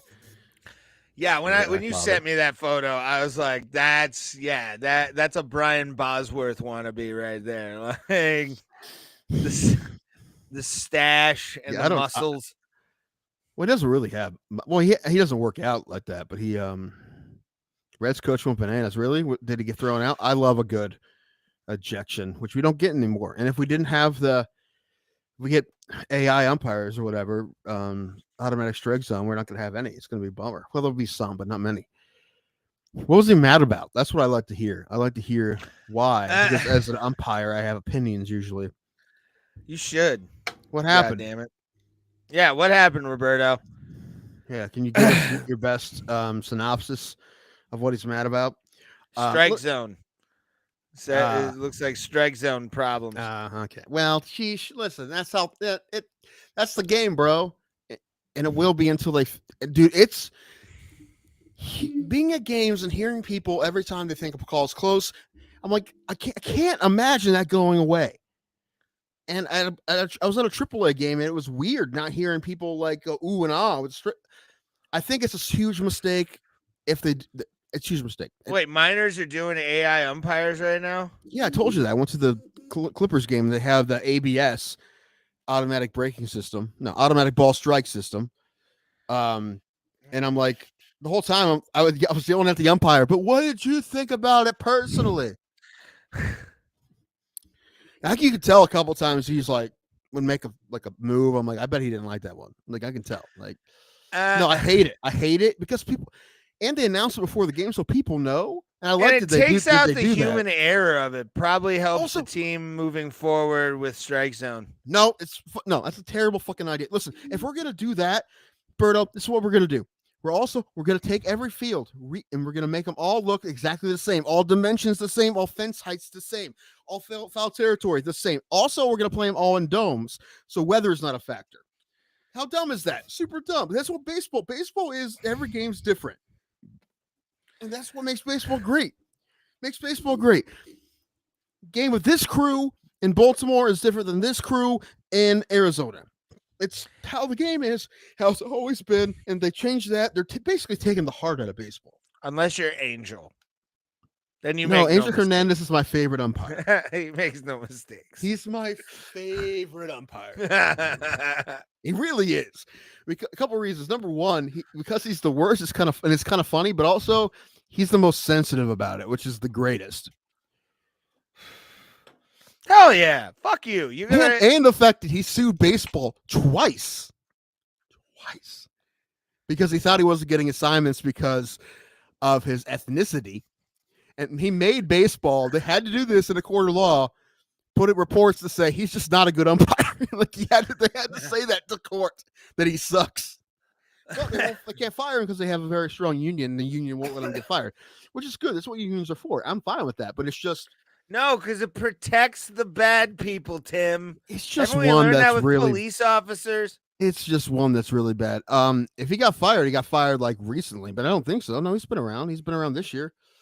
One of my ultimate goals is to find out when he is umpiring and when he just in a series in Cleveland, probably, or somewhere I can get to, Cleveland probably. I can do a Pittsburgh too, I guess, where he has just done first base, which means the next game he's going to do is home plate. And I want to get there and I want to get as close to home plate as possible. And I want to dress as an umpire and just cheer for Angel Hernandez the entire time. That's one of my goals.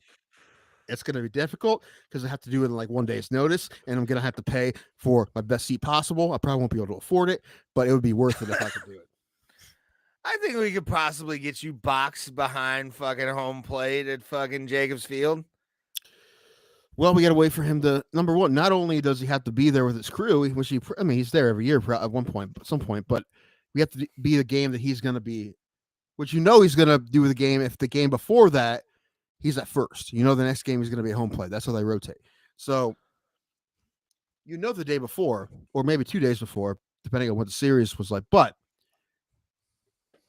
depending on when that game is, it might be very expensive to get behind the plate. So, nah, yeah, I think it would be cheap. The Indians aren't that good this year anyway, so hey, they haven't heated up yet. Listen, they were behind. They were under 500 at this point last year too. All right, and they just got two pitchers back. They just got two pitchers back, and they both pitched great their first games. So I'm going to tell you something, Tim, and you know me. We've talked about baseball on the show a bunch. We have not enough.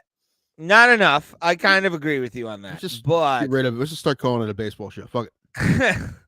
It's a sports podcast. That's what we're going to transition just into straight up sports. But I do want to talk about that Kai France fight as well. Because it was a very good fight. It was fun. And I think they got it wrong, but not by a whole lot. Not by a whole lot, but we'll discuss that more. But I want to talk about baseball for a second because I had something about baseball. Remind me what we were talking about. You said something about the Pirates. I was talking about Angel Hernandez. Oh, it's frightening to me right now because I opened up to you about my Pirates fandom that one night when you were like, "That's sad." Agreed. But they're giving me hope, Tim. They're giving me hope right now. They've won 6 in a row. Dude, they're not bad. They're not bad. Against. The Cardinals, they swept the Cardinals, sent them fucking packing. Right now, we're sitting above. We beat the A's yesterday, and we're sitting atop the NL Central. You look at their roster, and they don't they have legitimate, really good. I mean, Cruz is out, right? But Hayes is a really good young player. They just extended Brian Reynolds, who's a great player. Yes. Their closer is one of the best closers in baseball. Bro, they have a legitimate team. They have some guys. 4 games in a row. 4 games in a row. They had him pitch 4 games in a row. Got all those saves, bro. They had him pitch 4 days in a row. Wow. Yeah, Cleveland would never do that with Class A. 3 out of 4, they would never do that. But anyway, if he's all right, he's all right. Just Well, don't I'm burn them out. talking You're gonna about need a the whole white year. boy. What's his fucking name? No, you're good. Bernard. Yeah, Bendar. Bendar. Yeah, that fucking Bender. kid is a goddamn He's a monster. beast. Yeah, he's great. Beast. He's great. Bednar can fucking like heave the ball. Like the games I've watched so far, mhm. holy shit, son! Like I thought he I'm might have been a impressed. trade. Him and Reynolds be a trade candidate, but now that they're winning and they re-sign Reynolds, I don't think he's not going anywhere. I mean, It listen, also hey, depends on the whim of the Nuttings. So well, here's the thing they're too. not- They're not going to. They probably won't sell anybody. They may be buyers. What's that? What's that farm system look like? You want Shane Bieber? Out of all the games this season, Philadelphia fans have been the worst. They wanted to start beef. That's right. You have season tickets, don't you? I just went to well, it's Baltimore Philly, last though. week. Berto. Finally, I got to Camden Yards. That was pretty fun. Nice trip. There it Tim is. did this. There it is. That's me on TV. There it is. Yeah, baby. That's when that was a 3-run double by Naylor to take the lead. And after that, I had to fight off a bunch of Baltimore fans. No, I'm kidding. It was no problem at all. This is our new character on the show. I'm gonna play this after every hero of the week and be like, Tim applauds. Cleveland Lebowski. Yeah. What was that? Cleveland Lebowski. Cleveland Lebowski. Cleveland Lebowski. Yeah. Cleveland Lebowski, our new character on the show. Tied the game together. Yeah. Right. Really tied. Fucking A right, dude. Yes. But anyway, yeah, that was fun. I wish, that's the one thing I wish I could do. Like, I wish I could just travel to see baseball games. I would love that. That'd be amazing. I do it all by myself. That'd be cool. Casey Jones, Tim stands up. Yeah. Well, every time I go to the game with my brother, we end up in the outfield, which is fine, but I don't really like it that much up there. You don't like outfield seats? Like, I like outfield seats. I rather actually sit upper deck infield than the lower deck outfield seats. I can't see because the home plate's so far away. I feel like I'm not in it. You know? Yeah, but you focus on the pitcher at that point. Yeah, but rather it's way than out the batter. There. My eyes are going, bro. You know, they're getting worse every day. Fuck that, man. Like, no, you're there. It's a game. I will spend an extra $20, $30. I mean, if I'm going, I'm like, that's one less fast food trip for me. Is better seat. So to answer your question, Casey, no, he does not stand up that often. Anyway. Only places usually. I was actually half tempted to. So get what? You so Philadelphia service. Fans. What are you gonna say? Oh no, I was half tempted when we got to the Vegas airport to get you a wheelchair just so we could like fast line.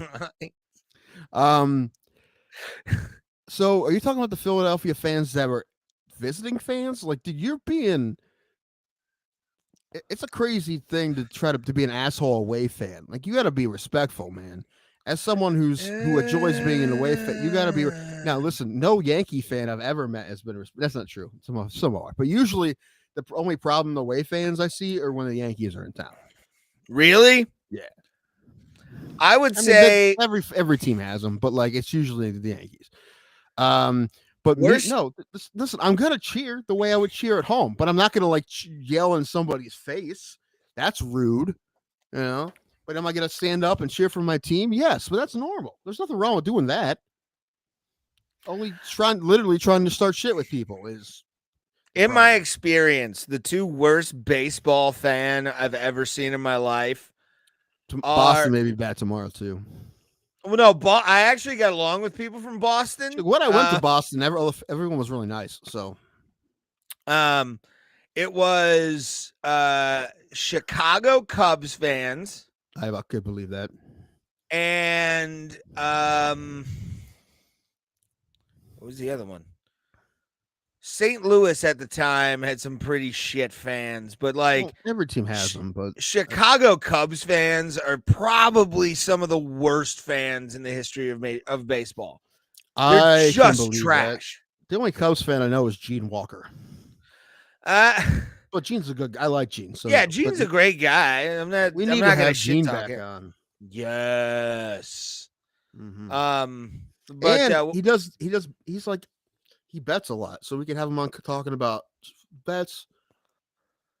Gene could do dollar bet night, which I think is actually a great name for it. Dollar bet night, since we're from Cleveland, and dollar beer night is like a goddamn. I see so 10-cent beer many night. 10-cent beer night. I see so many posts about 10-cent beer night. I'm tired of hearing about It's 10-cent beer night. legendary. I'm tired Although, of it. Can I we think- put that listen. fucking thing to bed? Listen, if you want to hear about it, the best explanation of 10-cent beer night I've seen is Brian Kenny's. Brian Kenny's is the best. There's a couple videos online about it, but if you find Brian Kenny, 10-cent beer night, that's the best one. We should have him on the show. Oh, he'd do 100%. We get 100%. Yeah. Yes. I'll message him. Yeah, and he can message pimp. him. He has a podcast, sports podcast, what he does with Houndhurst and Dave Herron. He'll pimp. He can pimp that. And we should go on their show, just so they Well, you guys I can have all to- you shit have on to- me for being a Pittsburgh Steelers or a You have to Pittsburgh be- sports fan. Actually, it would be kind of fun for you to just throw out your terrible sports takes that you have. Yes. Like, you have some bad ones, but especially your LeBron takes, dude. Go hard in the paint against LeBron, Fuck and then LeBron. you hold on though. If I will even help you, even though I don't agree with you. I would help you. I would help you because you need numbers and stats to have that debate with people that have numbers and stats. So you gotta. It's about finals, bro. Like Jordan won almost every single finals he had ever been, or no, he has won every final. He would not have beaten the Golden State Warriors. He would have. I don't think he would. Because if you think about those the guys teams are so good, and there's no chance. I mean, also there was 2 different games. That's the hardest thing to say. The sport was different. I think it's silly to say that LeBron couldn't play back then because the dude's 6'8", 280 pounds. You think he couldn't play that because he never had to? Well, because he never had to doesn't mean he couldn't have. He's huge. It's more about his mentality about playing a physical game. He doesn't. Because he didn't have. He never had to. Exactly. If he had to, it'd be different. Oh yeah, LeBron would be averaging 15 points a game.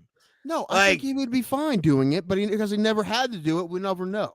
When Rodman when he'd go to dunk and Rodman takes this bone and jams it into his fucking jaw under the net, it would be like he would quit the league immediately. And I'm talking Rodman in the bad boy days. I think not even the Bulls days. The Pistons. I know what you're saying. The Pistons days. I think fuck LeBron up. If LeBron played in the 90s, he would adapt and be fine. Durant, I think no way. Like Durant's the guy I'm like, there's no look at him. He would just get smashed. There's no way. Question for Bro World panel. Bad Boys Pistons versus 2016 Warriors in the Game 7 series. Who wins? Who's refereeing this game? That is a good question. Honestly, I'm actually going to give it to Tim on that one. That's honestly very important. Although NBA playoffs are about 20 to 30% more physical than the regular season. Yeah, but when you got fucking John Sally punching you in the face. I mean, now, not then. Then it was Wild West. Yeah, it depends. Number one, it depends who's calling the games. Is it Tim Donaghy? Whoever they want to win. Dude, I really wish they would have had that full investigation on the NBA because I honestly think it wasn't just him. It was there's a lot of shit going on for sure. But NBA did exactly what they should have done. Is that number one? They leaked it. I'm pretty sure, and then they just blamed it all on one guy. So this isn't a real pro. It's one dude. No way. Oh, he was the stories that guy has. I love hearing that guy's stories about NBA reffing back in the day. It's great. They hate him now. He has nothing to lose. He did his time. Anyway, well, the 2016 Golden State Warriors didn't even win the championship. So. Yeah. Well, if you're talking like 2015 when they came out of fucking left field. Well, 2016 is the year that they broke the wins record, but they didn't win the championship. Yeah, so but they were very good, but the only thing is they lost 4 out of 5. Again, think about like how physical that Rodman they would have put Rodman on Steph Curry. They wouldn't let him play it. No, he'd be on green down the middle. Yeah, probably he would have been on Draymond Green or who's the other one? The other light skin. Bogart, No, the other light skin. Thompson, but no, Thompson was an outside guy.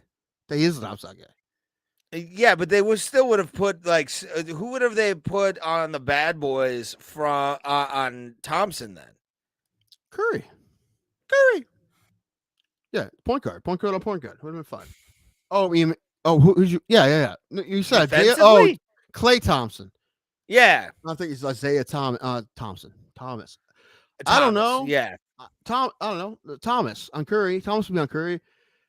Because they beat the bad boys were on that team. I can't remember. Anyway, Eh. so I can't give you an answer, Pulse, because it different eras, man.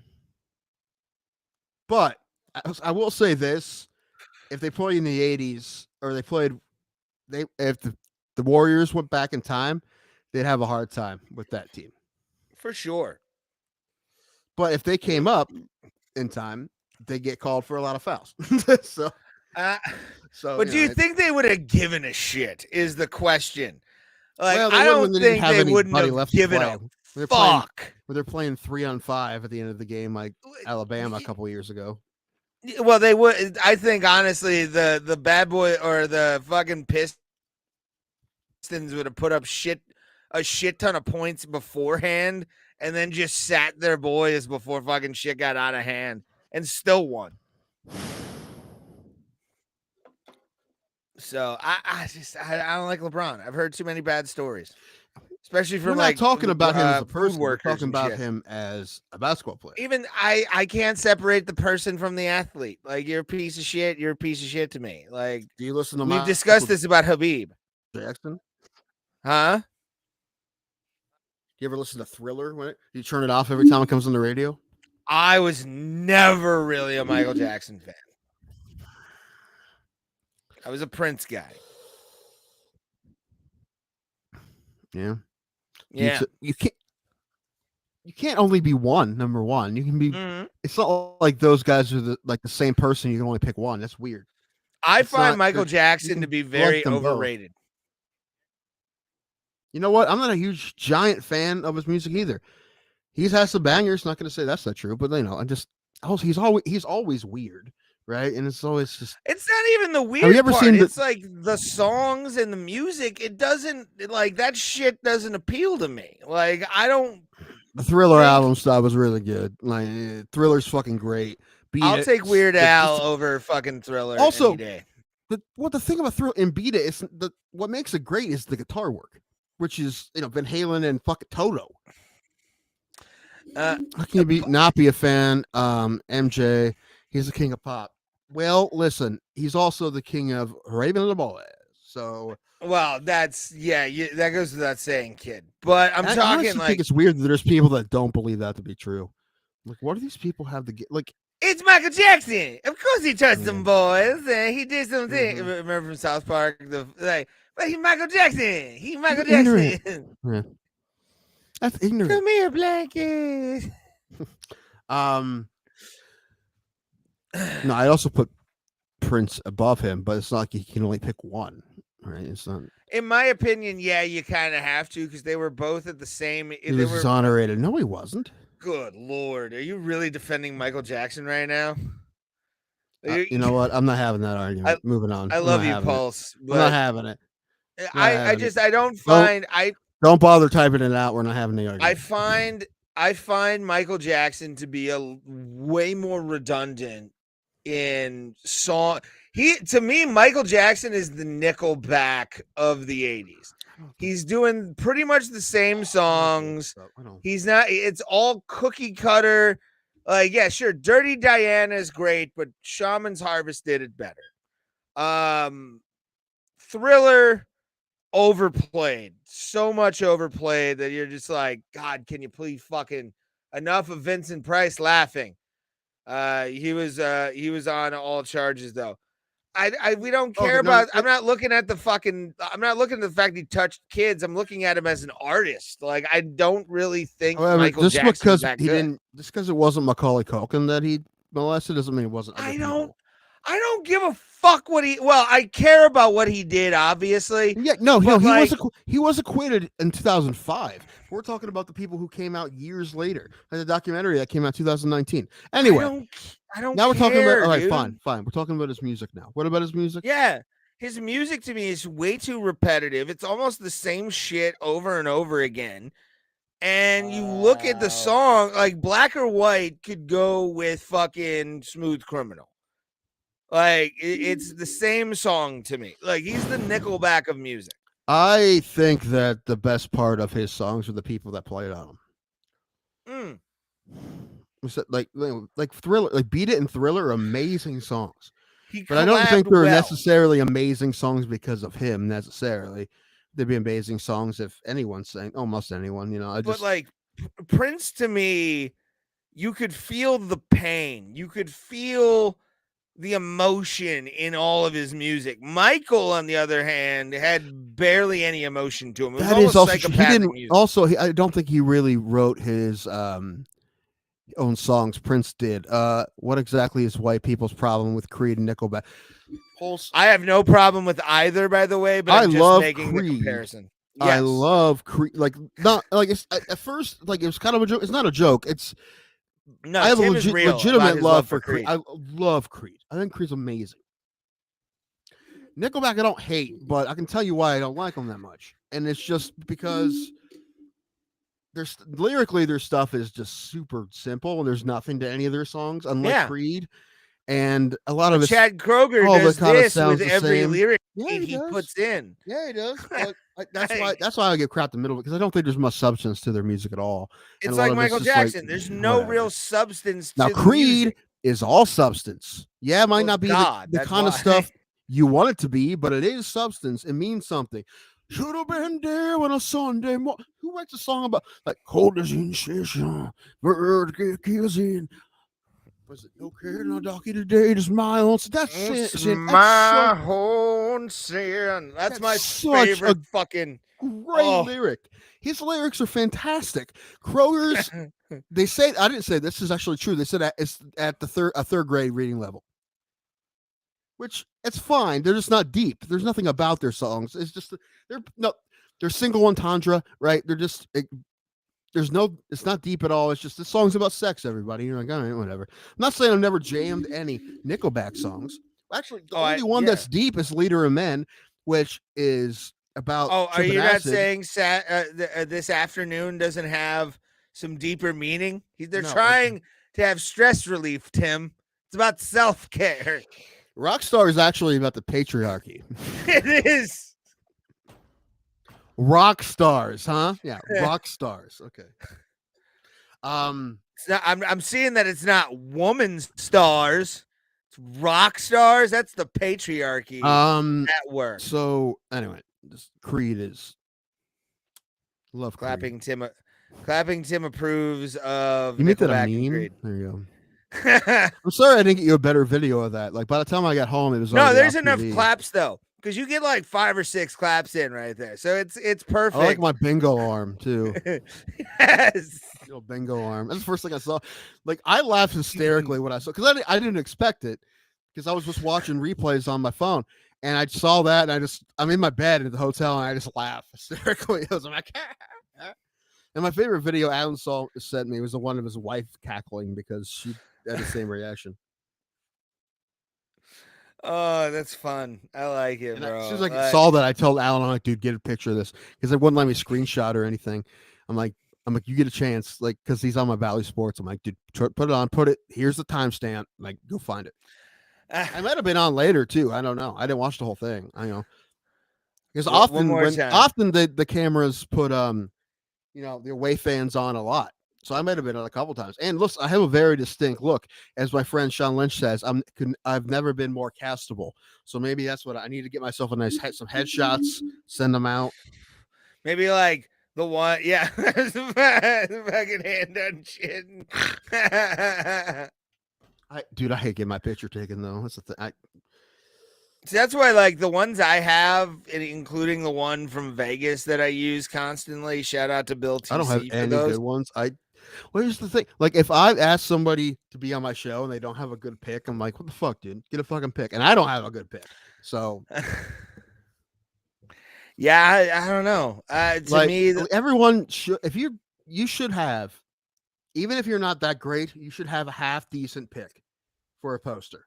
If you want to be on poster, you should have a half decent pick. It could be from a show, it could be a promo shot, but I'm not going to give anybody crap for having one of those in the back pocket, even if you're not that funny, because you need to have one. And I don't have it.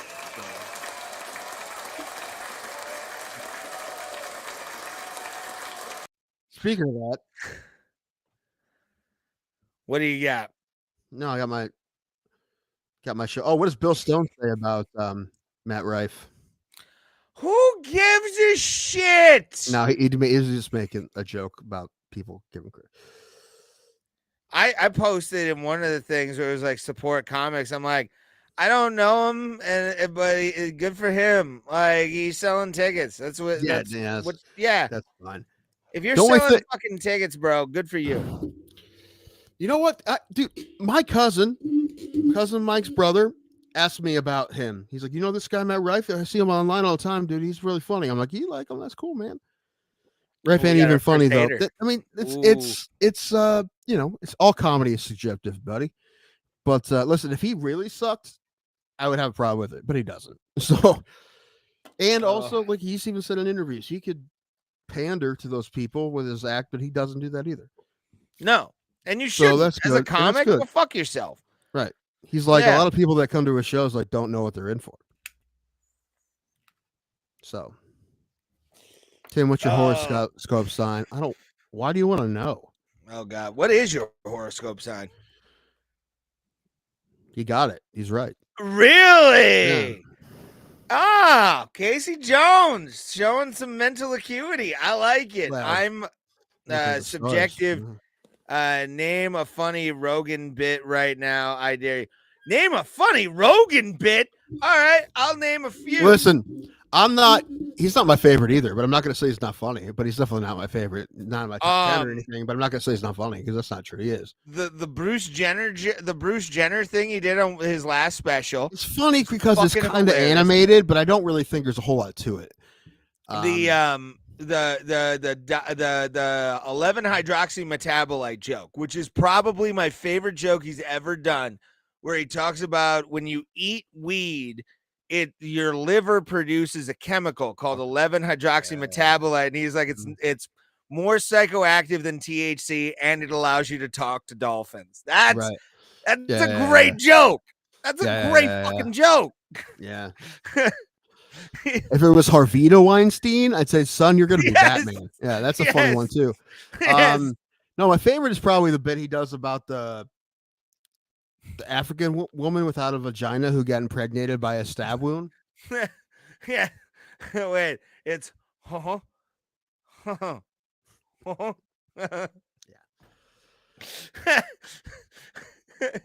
All right, Paul. So we just named a handful. And it's not even my favorite song, but I can tell you he's definitely funny. What was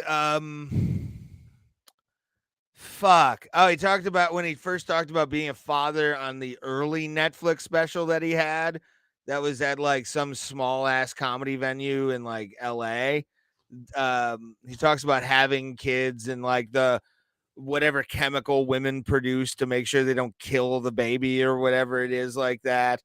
Fuck, I can't remember what it was, but anyway, Rogan's one of the best comedians of our time. Like, in my opinion, he's up there with the Teller crowd. I don't think he's nearly as good as Chappelle or Burr. I don't even think he'd say that. No, yeah, he's top 10. Bill Burr and Chappelle are like top 3, in my opinion. Yeah, my top 3 is Rock, Burr, and Chappelle, probably.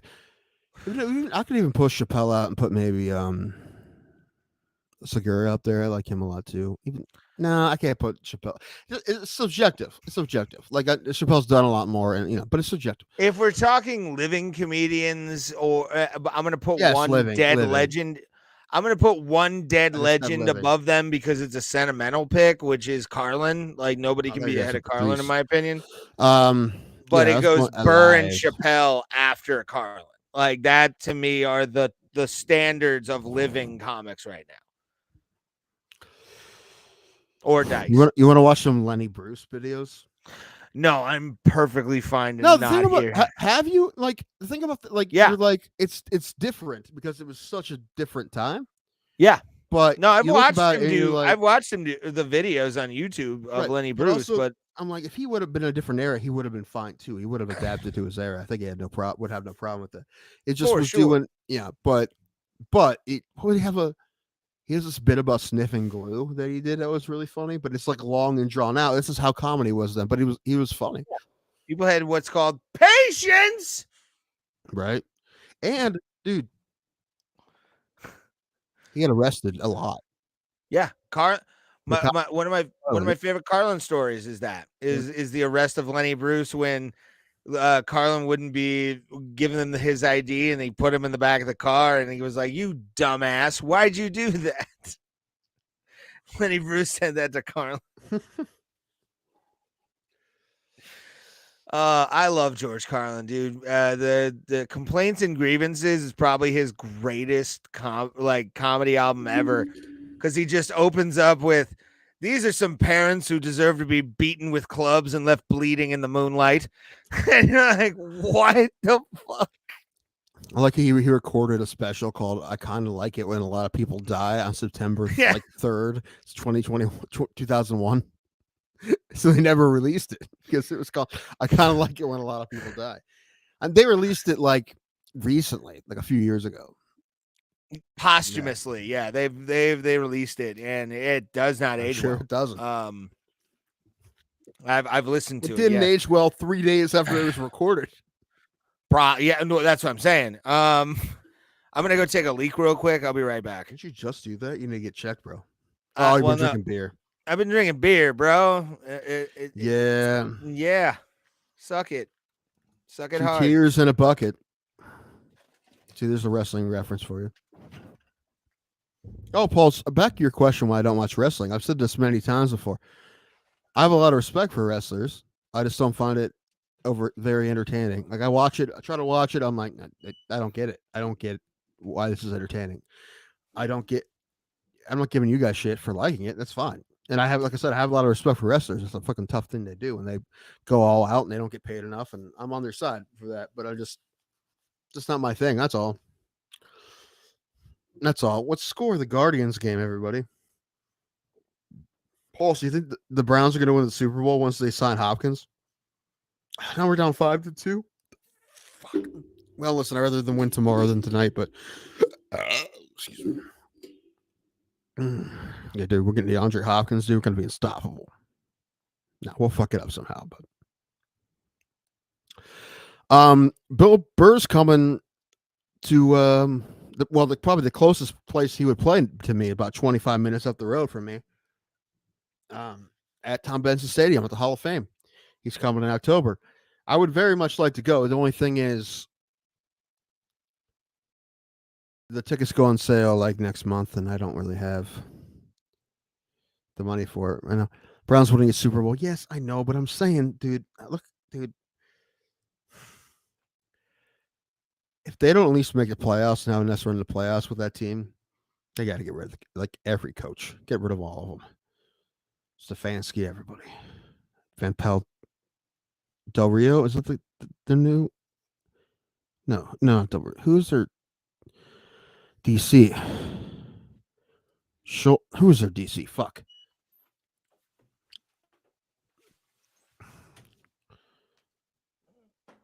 Oh no, the new one. Not Joe. Oh, Jim Schwartz. That's right. Yeah, Jim Schwartz. Ow. Fuck. But I'm hurting myself trying to get in fucking position. They get Hopkins, dude. Did I get high? You should be getting. No, I'm not talking to you. I'm talking to the people. Oh, I'm talking about DeAndre Hopkins and the Browns' possibility of signing him. Yes, Pulse. I agree with you on these words. It is oxymoronic for you to say the words. Do you see that the Pittsburgh Maulers changed their colors to black and gold? They did, and I'm happy they did. It was weird that they weren't. So even though they don't play in Pittsburgh, they play in fucking Canton. What Yeah. can we at least take the Generals and turn them to the Canton Generals? That would just I need someone to root for. I'm not rooting for a fucking Pittsburgh team if they don't play in Pittsburgh. The Browns more like the Poos. Oh man, Ray, are you sure you're not Casey Jones? I'm positive. I can show you my hands right now while I'm talking. And Casey texts something. Hold on. Here's my hands. Casey texts something. I believe it. It would have been funny if he would have been like, I'm his AI. I developed an AI to him. It's called Casey Jones. You might want to look into it. It's called Audrey 2. Told you. It's going to be a lot of Little Shop of Horrors references. You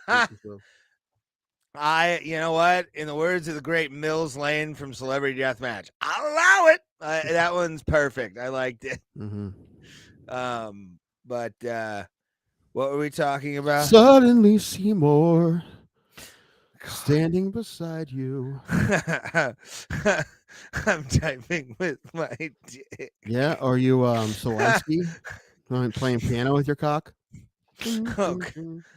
Yeah, don't get me started on that. We can both get monetized quickly. For what? Probably porn, I'm going to say. Yeah. I can come up with some creative camera angles, Tim. Can you? Mm-hmm. You know what? I want to see a porn, but I want it all in that walking angle from the wrestler. Like you know what I'm talking about? Like when it was like the Tomb Raider like a couple feet behind him and he was just walking. That's what I want. A porn. You don't see the girl, you just see like the backside of Mickey Rourke. Yeah, that's what I want. It's like you're playing. Let me take Thomas's place as a third host. Oh crap, we keep forgetting. Yeah, I forgot to get with you yesterday. I was kind of busy yesterday. So first thing we're gonna do is have you on just to hang out. Yes. A little bit, and then we'll talk. How about Thursday? We'll have him on Thursday. Can you do Thursday, Paul? If you can do Thursday, we'll have you on. Come hang out with us. Another thing I was going to ask about UFC 289. Are we going to bring this motherfucker back or what? Like I'm fine with soon. not. Soon, yeah. I mean, it's pay-per-view week. I mean, Pulse wants to play Tequila Quinces. Well, here's the thing: you can't leave the wheel hanging, and Dan Brady owes the wheel 9 shots. Ooh, I don't think any of us told him.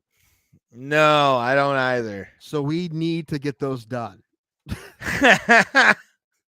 Yeah, and I think I still owe 5 from 285. Anyway, dude, I'm not spinning the wheel when people owe that many shots. Fuck that. No, I agree. No. Dude, get your shots done first. I think we should evolve that game too somehow. I'm done with it. Well, but again, I think we should have a drinking game element to this show. I'm free on Thursday, but I may be busy on Thursday or Tuesdays, but I may be busy on Thursday night. Well, then what we'll do is we'll have you on Tuesday after the pay-per-view. Work for all of us? I'm fine with that. All right. It's Consensus Tuesday. Pulse Reloaded on the show. His audition for the producer of Bro Plata is one of many. There's a physical challenge he has to go through too. That's a whole. You have to accept the obstacle course. You know, that'll take a few days. So I think that'll be the Thursday episode. Right. My uncle doesn't live too far from him, so you have to set it up for him. He gets it done in an hour. Well, I can get it done in 15 minutes, so it's not a big deal. Anyway,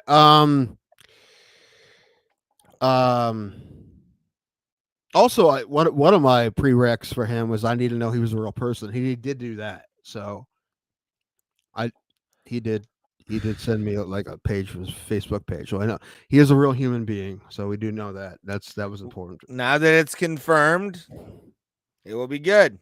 Yes. But it wasn't good, Tim. Is there a way we can video chat through Discord? I don't think so. There is. Is there? Yeah. I know we can do calls. I know we can definitely do that. There's video chat through Is Discord. there? Yeah. Well, we'll have them on just to hang out Tuesday, and if we, and then we'll think about it after that. We're not in a hurry. We're not going anywhere. Our 3-year anniversary is coming up, though. That it is. I'm amazed. 3 years of doing this fucking podcast. I didn't think we would last a year, July to be 9th. honest with you. I honestly didn't even think about how many we would do when we started. I didn't think about that at all. I mean, this is our 208th episode. It's fucking wild to me. That's why I sent you about like some Ohio MMA podcast. They like on their 30-second episode. I'm like, that's cute. Yeah, that's adorable. How many viewers you got, kid? Well, even that, even if they have more than that's good for them. But like we've been going through this pain for 208 episodes. Well, they didn't have 3,000 people at UFC 281, I think it was. UFC 281, bitch. 3,000 people watched that episode. Jan Blachowicz in a draw. That's exactly what you get for 3,000 people. Are you gonna do a live stream this week? Not this week. I got a show with Milton Wiley at a bowling alley on Saturday, but I will be watching the UFC 289 pay-per-view. Fuck. What? I can't watch it. Why? I gotta watch my brother's dogs. You can't sign into your ESPN Plus. His internet won't work. I won't be able to watch a pay-per-view. Damn. Well, I'll be watching. I'll be watching the main card. Everybody, I'm not gonna be able to watch it. I watch the prelims if they're on TV. They will be. I mean, I guess I could buy it, but listen. I'm at the point now that it's every pay-per-view. I'm like counting pennies to make sure I can pay for it. So, yeah, it may not be worth it for me to get it. Unfortunately. I don't want that to be a habit, but to be honest with you, though, like this, and we'll talk about it more. That's true. Thursday. Listen, I'm very excited for Oliveira Dariush. That's the only fight I'm excited for. Yeah, I'm not really. There's some. And also, I expect Oliveira to beat him. I love Dariush. I'd love to see Dariush win that fight. I hope he does, but I don't expect it to happen. And hold on, because I mean, Danny Ige's on the card taking on Nate Lenware. That'd be fun. Marc-Andre Barriolt's going to be taking on Eric Anders in the main card. That'd be fun too. Yeah, it'll be very, very fun. Chris Curtis is fighting again. Yeah, who's he fighting? I haven't off. No, who's Imavov. Yeah, Imavov. Nazurdin. I like watching Chris Curtis Imavov or whatever. I know some of the MMA whole fans are getting a cooling on Chris Curtis because hasn't been on for a while, but that's not really how my fandom works. Neither with me. I mean, I cried when Connor came out, and after all the shit he's put us through, I'm still a. Have you watched his Netflix thing? I have. I do not want to. I think one of us needs to, so I nominate you. I don't want to watch. I don't think I heard Maz's review of it. He was basically like it's a 4-episode blowjob for Conor McGregor. That's what I didn't want. Yeah, which was I was expecting. I honestly don't want to see that for any fighter, dude. I mean, why not? I'd watch it for Stipe, but that's about it. I would watch a Stipe blowjob session on Netflix. That's that would be. But that's the only. I'm not even interested in it, man. Yeah. Same thing with Ultimate Fighter. Not until they tell me when they're gonna fight, and he's got to fucking take his drug test first. Yeah, he's not even even gonna happen. I don't know, man. I don't know if I've said this bluntly, but I'm not the biggest Conor McGregor fan. Is he the most popular fighter in the UFC? Yes. Is he the best draw? 100% yes. Was he at one time one of the best fighters in the UFC had? Yes. All of those things are true. Now I'm just like, all right, moving on. Yeah. And I've been done with him for at least since before the Cowboy fight. So like 3 or 4 years I've been done with this guy. And that's a majority of UFC fans. To be honest, I'm in a very small minority They of still tune in when he fights. if you were to tell me he's fighting a chair in the octagon, know. I would I get it. immediately be like, take my fucking money, bro. I don't see it because I just think he's more annoying than anything else. And I mean, it's valid, but I like that. I like the fact that there is an ever loving heel. Well, that makes in sense because you're a professional wrestling MMA. guy. You know, that makes sense that I'm not into it and you are because you're a wrestling guy and I'm not a wrestling guy. So that makes sense. Yeah, you should be though. I mean, when you were peeing, I gave Paul the explanation again about wrestling. I just don't find it overly entertaining. I've tried. I just don't. I'm like, what? I'm not into it. I tried watching it. I just don't get it, and I'm not into it. I still respect love that the crap video. out of wrestlers, but that's it. I love that video still. I think it's in our our Facebook chat with you watching AEW and being like, "What is this, Ray? What is this?" And I'm like, "I can't defend AEW. Like, I can't defend that shit because it's trash." But I will go see it anytime it's in Cleveland. They just announced in August Columbus is getting at Nationwide Arena August 9th that AEW is coming, which means Cleveland could be on the docket. And I kind of want it because I haven't been to a Cleveland show in a long time. And they're starting their 15th TV show. I may be living in Columbus by then. I don't know. You? Yeah. I told you this, right? No. Yes, I did. I told you on the show.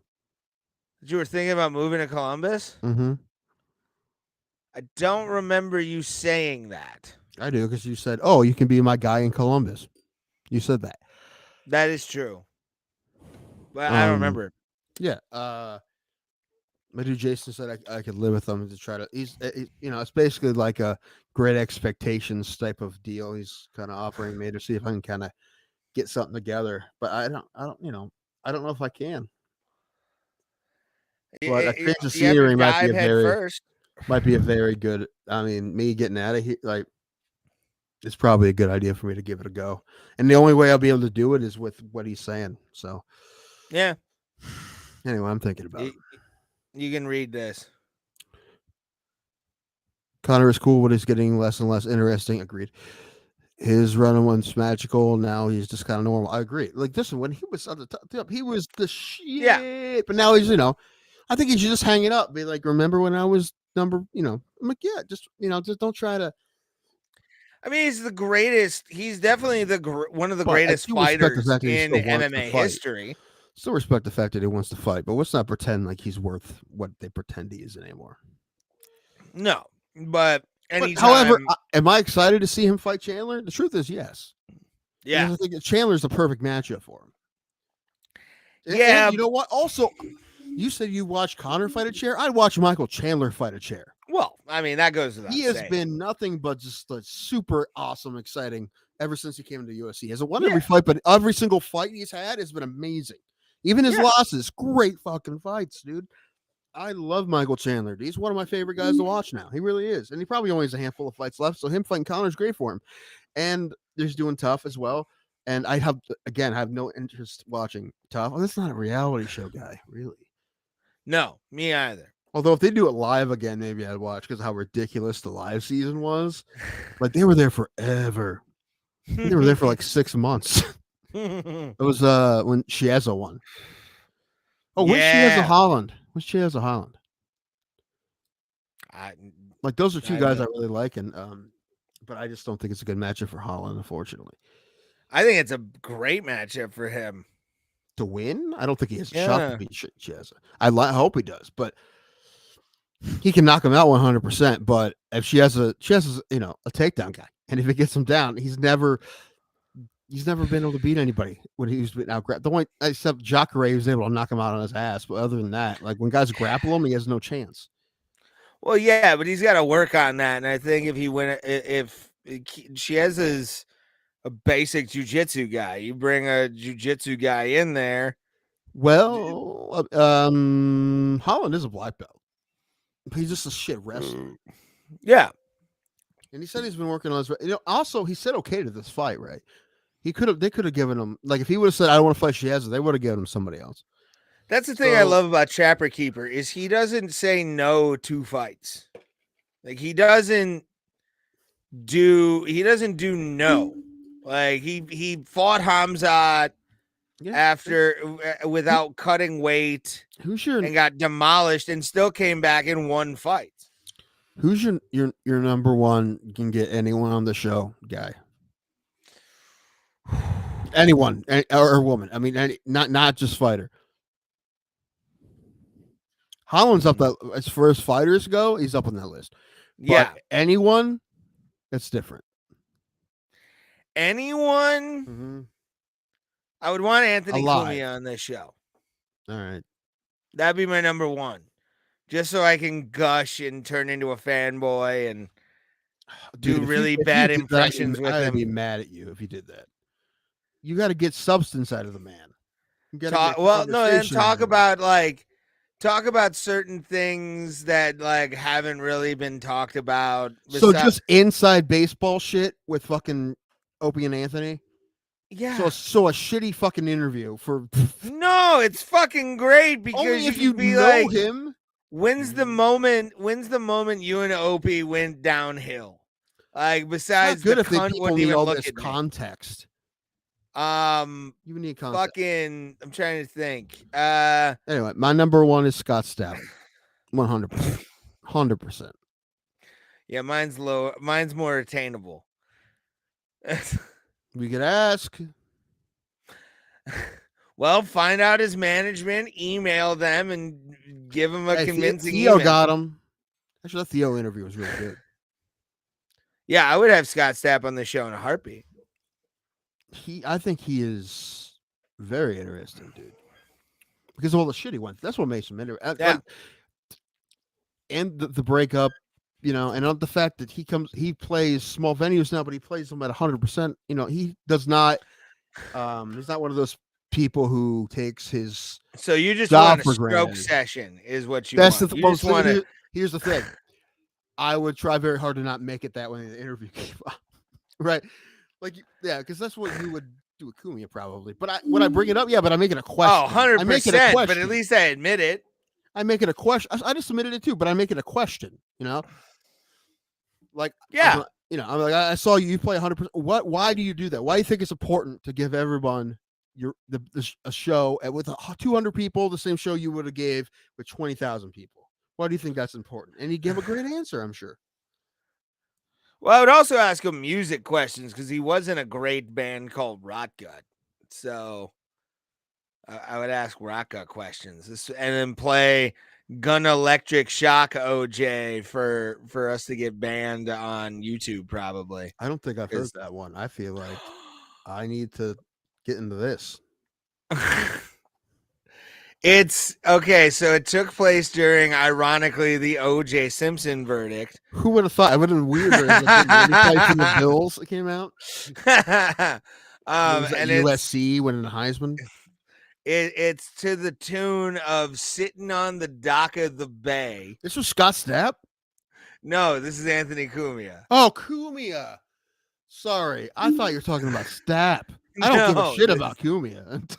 No, yeah, I was talking about Anthony Cumia. Oh, no, I don't care about that. And he's in blackface in the video. I have questions about that. It's tastefully done.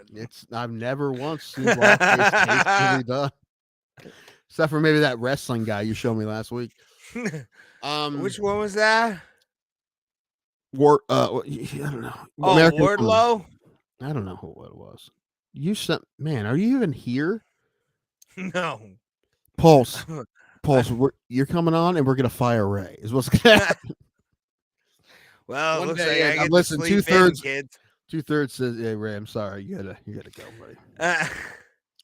Who should go, Ray or Tim? And it's me. Watching the ships go in. You know what's weird? He didn't die like 2 days after he released that song. Otis Redding. I believe that's true. Very, very soon after he released that song, he died. Like days. I'm not sure. But yeah, that's Sitting in tough. Los Angeles jail. Whoop. I don't know. I don't know. There's a lot of actors I think it'd be fun to talk to you too because I'm just a fan of them. Yeah, But no, Scott Stapp is definitely Paul Rudd. number I one. would want Paul Rudd on this show. I like Matt Damon.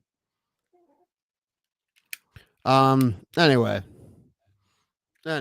there's a bunch of, but no, Scott 100% Scott Stapp, and especially now that Meatloaf and Jim Steinman are gone. You know who I would like though. And also like don't we should not hesitate asking non-fight people to be on the show because I don't know that's more entertaining. For Yeah. me. But what is his name? I know I said his name on the show before. The guy he worked with Jim Steinman a lot, and he's still alive. He I wouldn't sang know. he sang "Rock and Roll Dreams Come Through." He was the guy who sang on that song. Rory Dodd. Yes, I believe. Can't believe I remember that. Rory Dodd. I would like Rory Dodd on. He's very old, I'm sure, but as long as he's all there, I would like to have him on because I would like to know about Jim Steinman music. That's all. And also, he sang on.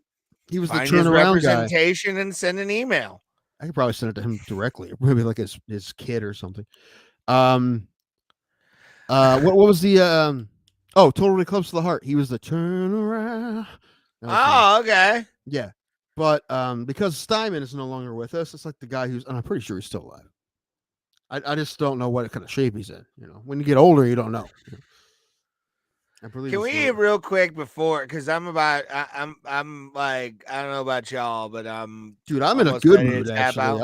I was gonna get another drink. You kidding me? Well, I've run out of alcohol until my mom comes home. She's buying me beer and enabling my ways.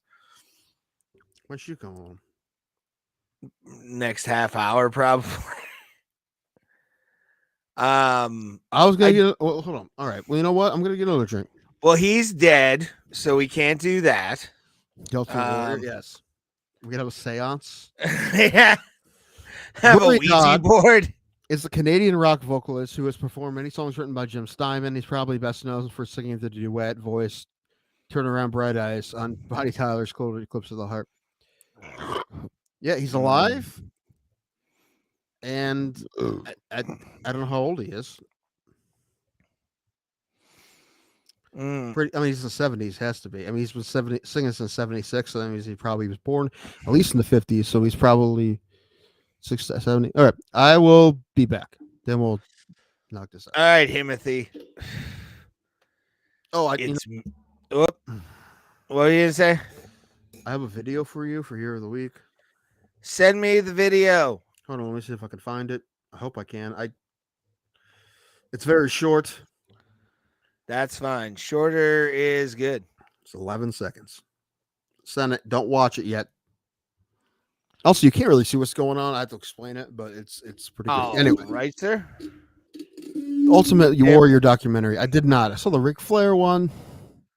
The A&E one was kind of flowery. The Total Destruction of the Ultimate Warrior was basically a WWE hit job, and Dark Side of the Ring was fucking insane.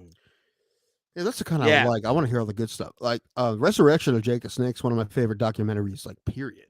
That's just a great doc. And I'm not even a wrestling guy. It's just a good doc. Do you have Hulu? I have Hulu. Dark Side of the Ring. That I'm gonna give you a homework assignment. Go get your drink first, so you can agree to. Yes, but yeah. Watching the streets rolling. The ships rolling. We're gonna talk Dark Side of the Ring for a hot minute once Tim gets back, and then we're gonna talk about this Kai Kara France fight because I do kind of want to talk about it. Not a fan of the outcome, but we'll talk about. We've talked about judges. Bring back Tupac's hologram. I would love to have Tupac's hologram right here, just right here, dancing behind me while this show goes on. But the documentary on the Ultimate Warrior, there's a few. Dark Side of the Ring, I think, was the best one. Like when it came to actual like storytelling and all that. Total the Bruiser Brody episode was great. Yes. Yes. That episode was fire, son. Fucking fire. And I loved even though he loves feet, Tony Atlas on that one. But yeah, there's some great ones. I recently watched the new episode, the Crispy Candido episode, and it made me sad. Like, it just made me sad, like watching this puppy dog eyed motherfucker just like following around Tammy Sitch. He emailed it to me again, I think, so I didn't get it. Hold on, I'm gonna message him.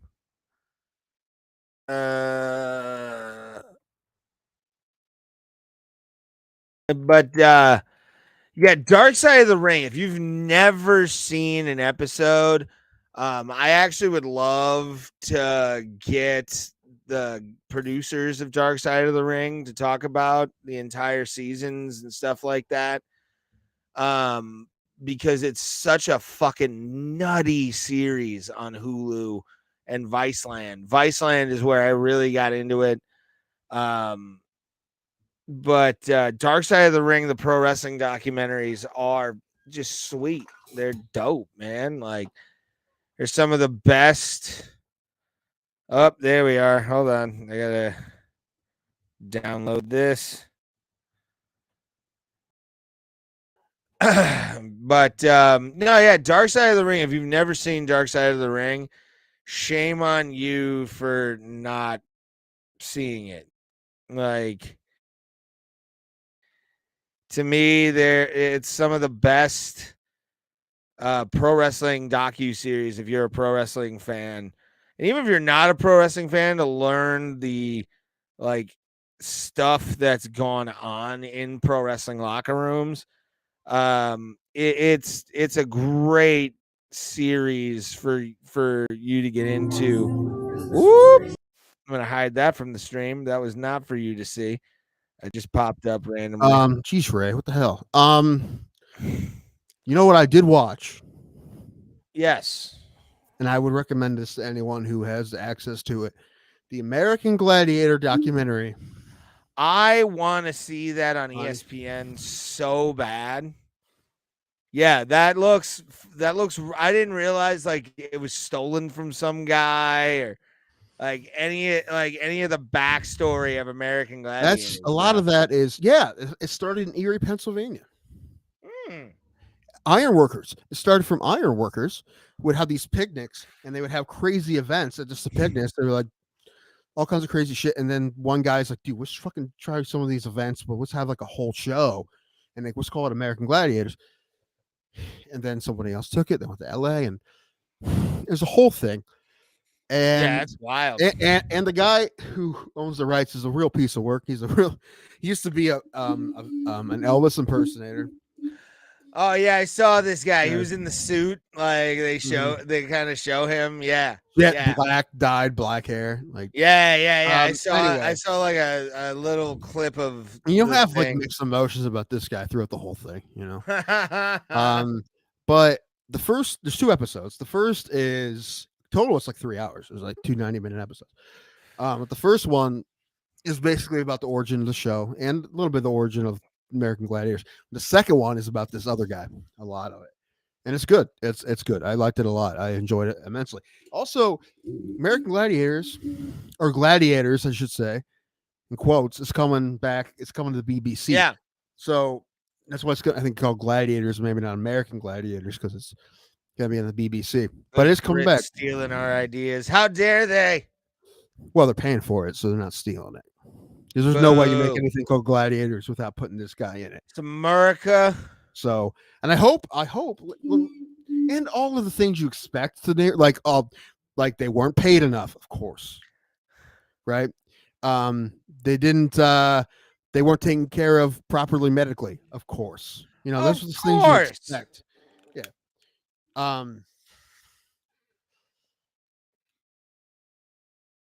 I think at one point they said they got $25,000 for 52 shows, but it was the 90s, and so like inflation, that's about 50. So you're talking about almost 1,000 a show. That's still not very much for what they do. Not at all. No, I mean, is it enough to live on? Yes, it's enough to live on, but not. You should be rich for 52 shows of that. Anyway, what else? Oh, and they, and everybody was fucking everybody, of course. Well, yeah. Everyone was on steroids. We knew that. No, right. what? Actually, it kind of bothered me. It took so long for them to talk about the steroids. I'm like, they're just gonna pretend like this, and they did, but it was only like a short. Are you telling me Thunder wasn't natural? Dude, Thunder's the saddest, man. Thunder now is in such bad shape. You feel so bad. Yeah.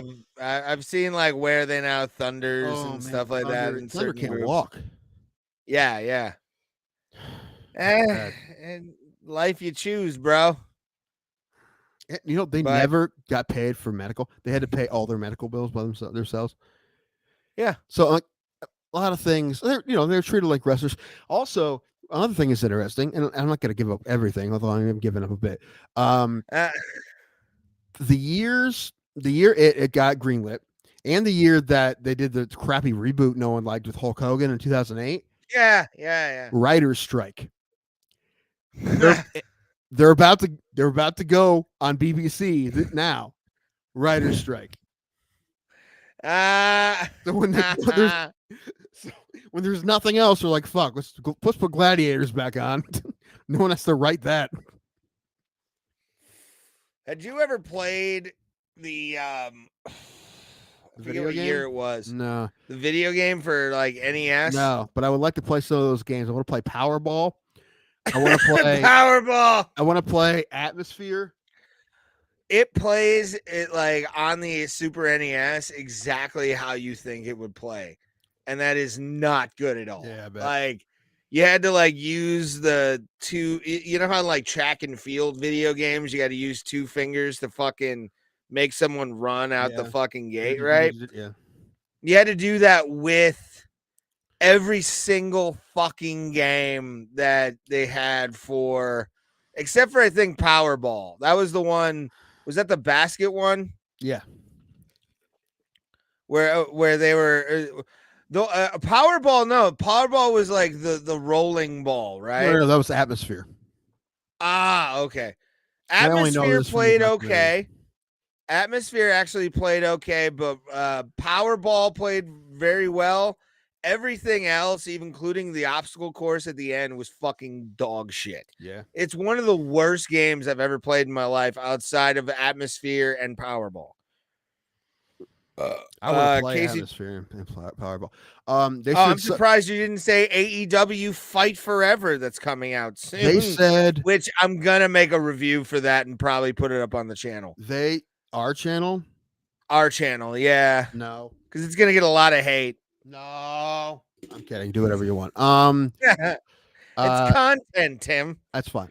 They said somebody when the Atmosphere ball like broke and like one of the pieces of metal like it cut their buttocks. They said cut their backside, and I'm like, oh man. I'm thinking, oh, he got stabbed in the fucking butt cheek. That fucking sucks. And they're like, he had 72 stitches. Like, man, 72 stitches on the butt cheek. That sucked. And they said 72 inside and outside. I'm like. It wasn't the butt cheek. It hit the sweet spot right down the middle. We got 72.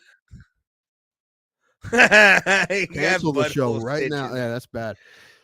Also, I saw this video. You see the video of Charles Barkley talking about the NHL player who just had to have 75 stitches? During the game. He got cut. He had 75 stitches and they put him back in. He's like, if an NBA player had to have 75 stitches, they retire. Pulse officially has the job as producer with this Battle Dome exact post. Do you remember Battle Dome? I think they mentioned it a little bit because it's like a ripoff. Oh, it was absolutely an American Gladiators ripoff. But Tim, they can't do full Gladiators anymore. They won't let them do that shit anymore. I wish they would. It'd be fun. Fuck Gladiators. We're on Battle Dome right now. God damn it. No, I want Gladiators back. I want like washed up NFL players against firemen and school teachers. All right, what was it? Pros versus Joes. Let's do it. Fun Let's too. Bring back. I like Pros versus Joes. Remember Terry Cruz's Key Money? I was about to say that was how I got introduced to Terry fucking Crews. Was he played the character T Money?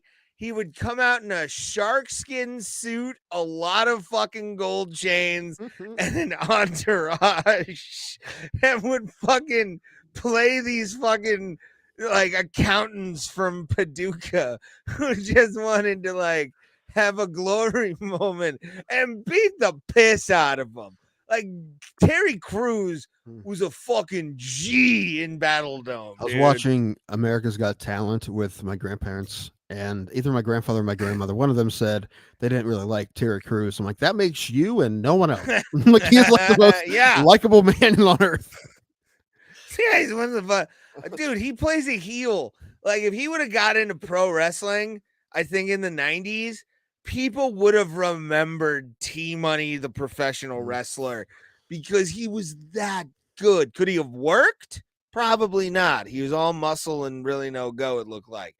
But like when he was in Battle Dome, when you had like 5-minute rounds for everything, and he could just throw fuckers around for 5 minutes, it looked really impressive. Like super impressive, homie. And Battle Dome doesn't get its fucking due, dude. Like that WMAC Masters, which is in one of our intros, like WMAC Masters deserves a lifetime achievement award because it was basically live action fucking Mortal Kombat. But Battle Dome, like the gladiators would fight each other for a belt. Like there was stakes on the line in Battle Dome at all times, with the wonderful commentary of one Scott Farrell on the of course. So when I was changing subject a little bit, when I was watching America's Got Talent, you know who popped up on there? And I was told my grandparents, like, these guys have been around forever. Who? Steel Panther. That's cheating. Well, they're just trying to get new fans. I get it. But that's cheating. They already have a big ass fan base. They're not gonna win. They might. Well, the thing is, who knows what their agent has I worked said to my out with the grandparents, producers. I'm like, I don't know what song they're gonna play because they can't play any of these on AGT. Yeah, true. But thank you, Paul, by the way, for they wrote a new song for it. And they just put a video out for the song they did on AGT. But yeah, I'm like, I don't know what else they're gonna play. Anyway, but what's her Sophia? You know, Sophia, the Modern Family, and what Vergara? Yes.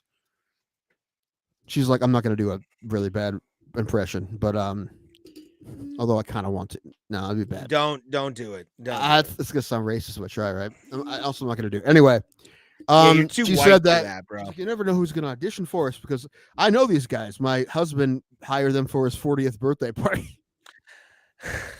So Joe Manganiello, whatever his name is. Manganiello? Yeah, he hired Pittsburgh's finest, Joe Manganiello. There you go. He hired Steel Panther for his birthday party. Oh, I would imagine. That's a total Joe Manganiello fucking band, bro.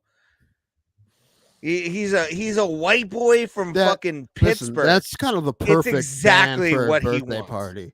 What band would you book for your birthday party? Psycho Stick would be a fun birthday party band. Yeah, Psycho Stick would be Even a I great say that. one. For me, it'd be Bowling for Soup. That'd be another fun birthday party band.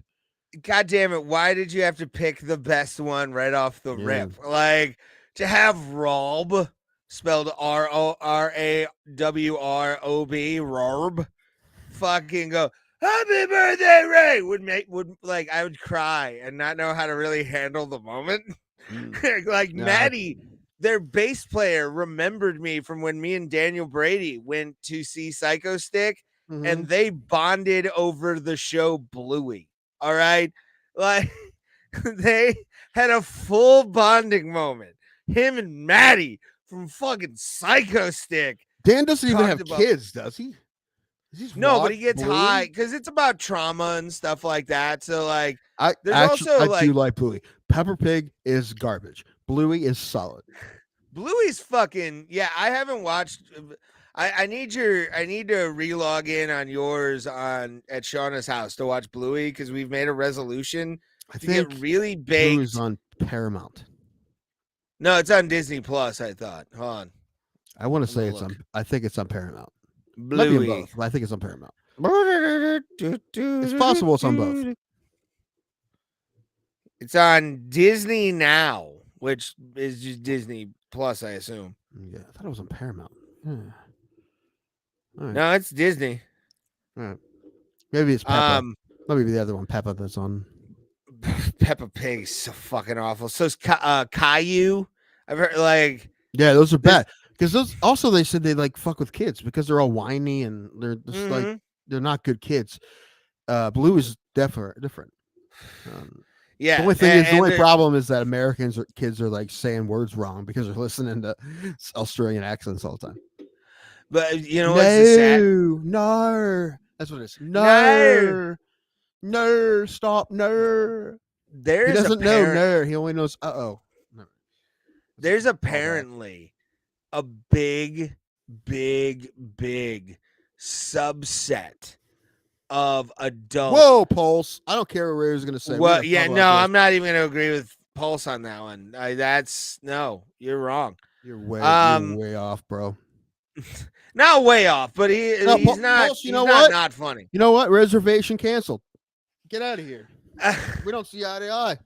Sorry, bro. I'm kidding. I don't care. If we agreed about everything. That manlet or no, manlay. I love Patton. Oh, well, Patton's I love Patton, but I still love him too. I also like his last special. He has a bit that's like so nothing. It's nothing. It's not no substance. It's just wacky goofiness, and it's really funny. It's about like a barn of 10,000 pubes or something stupid. Like it's like it's about nothing, but it's funny. I have a customer who all I'll say is they're in real estate. Okay. And they mentioned that they liked Patton Oswalt. And my first thought was, you need to listen to Patton Oswalt buying a house after an orgy. I don't know if I heard that one. It's King of Queens made him. Listen, he was on his way prior to King of Queens. He still have a stand-up career if it wasn't for the TV he's done. He might not be as big, but he still have a pretty hard following. You ever watch the Comedians of Comedy? That was like an old doc he did years ago with Posehn. That's a great comedy doc. The bear puns that they did in the bear restaurant was great. In Galifianakis at that time, Galifianakis at that time did like Bubble Boy, and that's it. Like he wasn't huge. He was just a comedian. He was still a comedian then who did a couple bit parts and some things, but nothing big. Way before Hangover. It's before Hangover. At least a couple years before Hangover. So and that was cool to see too, because he was just a comic then. I still think he has that mentality, but like he doesn't do stand up anymore. But and Posehn's one of my favorites too. I love Posehn. I love Brian Posehn. His new special is great. Have you seen it? I think it's on YouTube. No. Yeah, it's on YouTube. It's great. I loved it. I'm like, I fucking forgot how good Posehn is. Is he just a giant fucking nerd? And as a giant nerd of a different kind, but still a nerd, you're like, this guy's fucking sweet. I think. Well, I want to real quick before we. That's Clay's the first rock star comedy. After him, the bar was. I agree. I don't know what you mean by rock star comedy, and I don't know what you by the bar was. He was selling out arenas in the '80s, bro. Like there was no comic like Andrew Dice Clay prior to Andrew Dice Clay. Well, you just said his name by accident. Pryor did it. He didn't sell out arenas. He sold out theaters. Pryor sold out theaters a lot. I've never heard of a Richard Pryor arena tour. Dice came in after the Young Comic special with Rodney Dangerfield and became I was 9 years old when I discovered Dice Man Cometh, where it was Peter Pumpkin Eater had a wife, loved to beat her. All that. That's a guy who I would love on this podcast. Although I feel like he's too old and he would just be like, I'm too old. Yeah. Like I can't do this shit, You ever hear this? Lynch told a story about him at a bar telling Dice stories and not knowing that Dice was next to him because he like had a beard and he was like, oh, like I don't know. He was there to see his kid. His kid did stand up, or at least did. So he was there to see the kid, and he was like, Anime had a hat on. He's incognito. He wasn't. He wouldn't have a leather jacket and the sunglasses on, right? He just right. But apparently he was telling a story, and then like Sean's girlfriend at the time was like, "Fucking Dice right at the bar." You got a problem. I tell you what's fucking greater than any comic that, and not all the comics that do it are my favorite comics, but like Arenas, we can sell an Arena as a comic, dude. Fucking.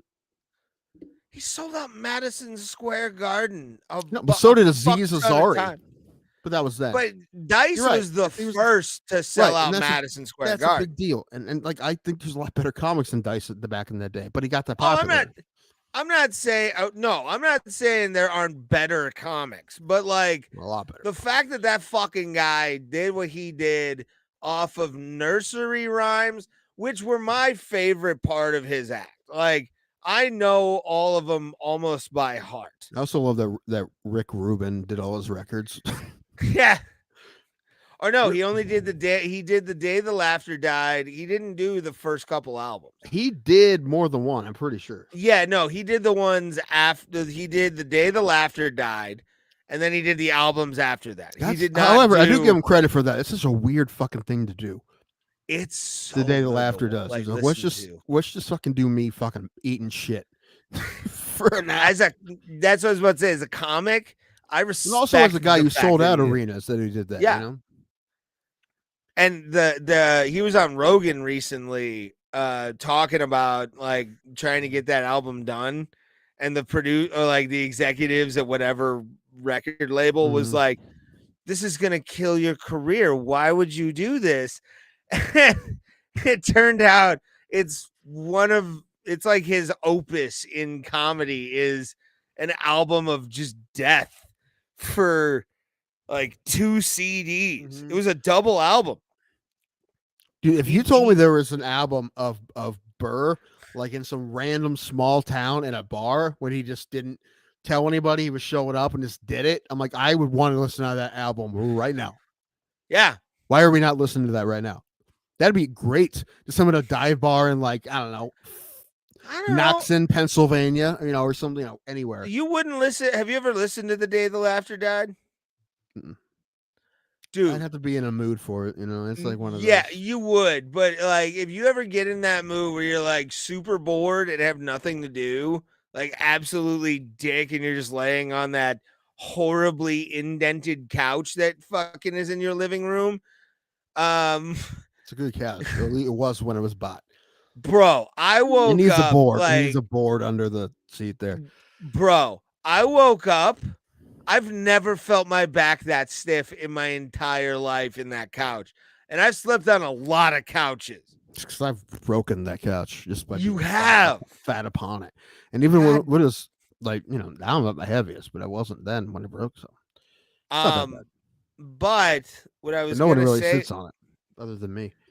What I was gonna say is listen to Day the Laughter Died as a comedian. Like, put a comedic brain on it, like you're watching your friend die at an open mic. Yeah, well, that's really the only way I watch anything. Really, so. And it's one of the greatest albums you'll ever hear in your life, because you feel that like I'm working some bit out right now, energy from it, and you're like, oh, okay, even he failed at one point in his life, and he didn't give a fuck, and he posted it on CD. Like, that's insane to me. Dude. Insane. Dude, you know what? It actually would be funny. Well, I don't know where we'd do it, but if we can get both 10 minutes, maybe just 5 minutes for this would be fine, actually. Somewhere, and we just did shit people from here suggested, like topics, and we didn't look at it until like we were about to go up, and we just fucking just said, just watch us fucking probably eat it. Although I did Chili Chalice's improv shows before, where they had something on a screen. They're like, do this, and I did well though. Those were fun. I love those. I like those. There was one in L.A. that was like that in the back of a comic shop or something, and Drew Carey did it, and it was fucking hilarious. I gotta send you that then. I have I like those, man. I like the those mics where you're like, you don't you do your material. We're gonna give you something to talk about. Those are fun. that was like what was it, Michaels and Kent when Michelle's. when Yeah. AJ hosted it, and you would Oh pull yeah, stuff out of the dude. Those were fucking. fun, man. Those were Those were fun. so much fun. Those What I got my pull out one actual. time, I pulled out alternative baseball rules. That's what he gave me. And I'm like, I think every third inning should be wiffle ball inning or kickball inning. Should be kickball inning. I mean, no, that was fun. that Wait, was hold that on. was Did you get the video? yeah, no, I have it Okay. set up. It's Okay. right here. You just sent me that. I just saw the message you sent. I didn't see it before. Yeah, no, I have it right here, but I'm looking at it. Fuck, But they lost before I 5 to put it 4. on, They better win tomorrow. Bieber lost again. All right. hold on, Okay. So I have to check Thomas, something. Hold on. I'd But like we to need change the before you song. say it too, because I wanted the Pirates lost 11-2. To the A's, the future Las Vegas A's. But I want to talk real quick about that Kai Car France fight because I thought we talked about it already. we didn't really talk about it. All right, go ahead. Go. But like judging is getting really shit, and it's sad to notice how bad the judging is. I've seen a Like, lot worse. I think UFC though should just invest in AI judging at this point. Like, I Well, really, I don't think it works for PFL. Whatever their thing, I don't think it works. I've seen a lot. I'm like, I don't like it at all. That stuff.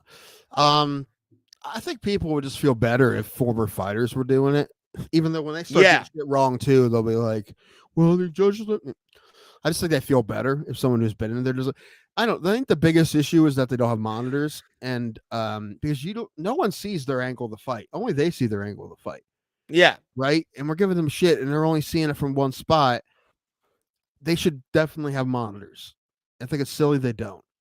I'd even go as agreed. far as, dude, I'd rather have judges who aren't even in the building. I don't want them to do this, but I'd rather have judges that weren't even in the building judging from a monitor from the TV feed than what they have now.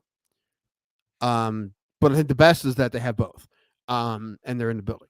But I mean, the broadcast team, you see the broadcast team all the time. You see them, they're looking at the screen instead of the fighters because sometimes the best angle is the screen. And the fact that they don't have that when they have the technology is fucking stupid. Agreed. I mean, you have the technology. Why aren't you using it? This is silly, dude. I mean, the refs use it if they have to. Don't just. I never thought about that before. Just putting a screen in front of them like that. It seems really silly. I mean, all the time you see a guy like looking over a corner, like this, like trying to get a good angle, and you're like, you wonder where the judges said they can't even see everything. And also, we give them shit, but we watched the fight from a completely different angle than they did. Agreed. So I think number one, fucking fix that. That seems like a simple fucking thing to do. I mean, even our angle from like on high at the T-Mobile Arena. But we shouldn't judge from then, though. Yeah, you could. Yeah, you could. You would miss a lot, dude. You miss. Yes. I don't think so. Judges do have monitors. I don't think they do in every state. Not in every state, but I'll do some research. Let me see. Maybe they do. I don't know. Do Nevada athlete or judges have monitors for combat sports? I don't know. Okay. All right. No, they have them. They do? Right. Well, then I feel like shit then. Yeah. I mean, I fucked it up. Yeah. Okay, they do. That kind of validated my argument of like, if they do have monitors, then they're not looking at shit. They're not fucked up and they don't know what they're looking at. How do I never see them looking at them? Maybe they're well hidden. Maybe they just want to get like a good look. Like it's a boxing match where you can see inside of the ring if you look under the ropes and shit. Well, listen, I'll admit when I was wrong, I fucked up. I didn't know. Because I see them like doing this angle. I'm like, why aren't they looking at their fucking mind? Okay, they do. They didn't used to. I know that, but they do now. That's good. Okay, that's good. But okay, is it though? Because they still get shit wrong. Well, I think It would some former fighters should become judges because I don't know if they'll actually be better, but I think people would feel better about it if Uriah Faber said it was a win or a loss instead of like some guy who hasn't fought. I think Yeah, people would feel, or trigger. I think Ellenberger is a judge. Like I think people would feel better. The fighters, I think, would feel better if fighters especially if you saw until they three lose a former close fight. fighters. Until they lose a close fight, and they're still pissed just the same. So, And even female fighters, like I'm not. We're not disqualifying female fighters, obviously, from this because of course, I wouldn't. Why would I?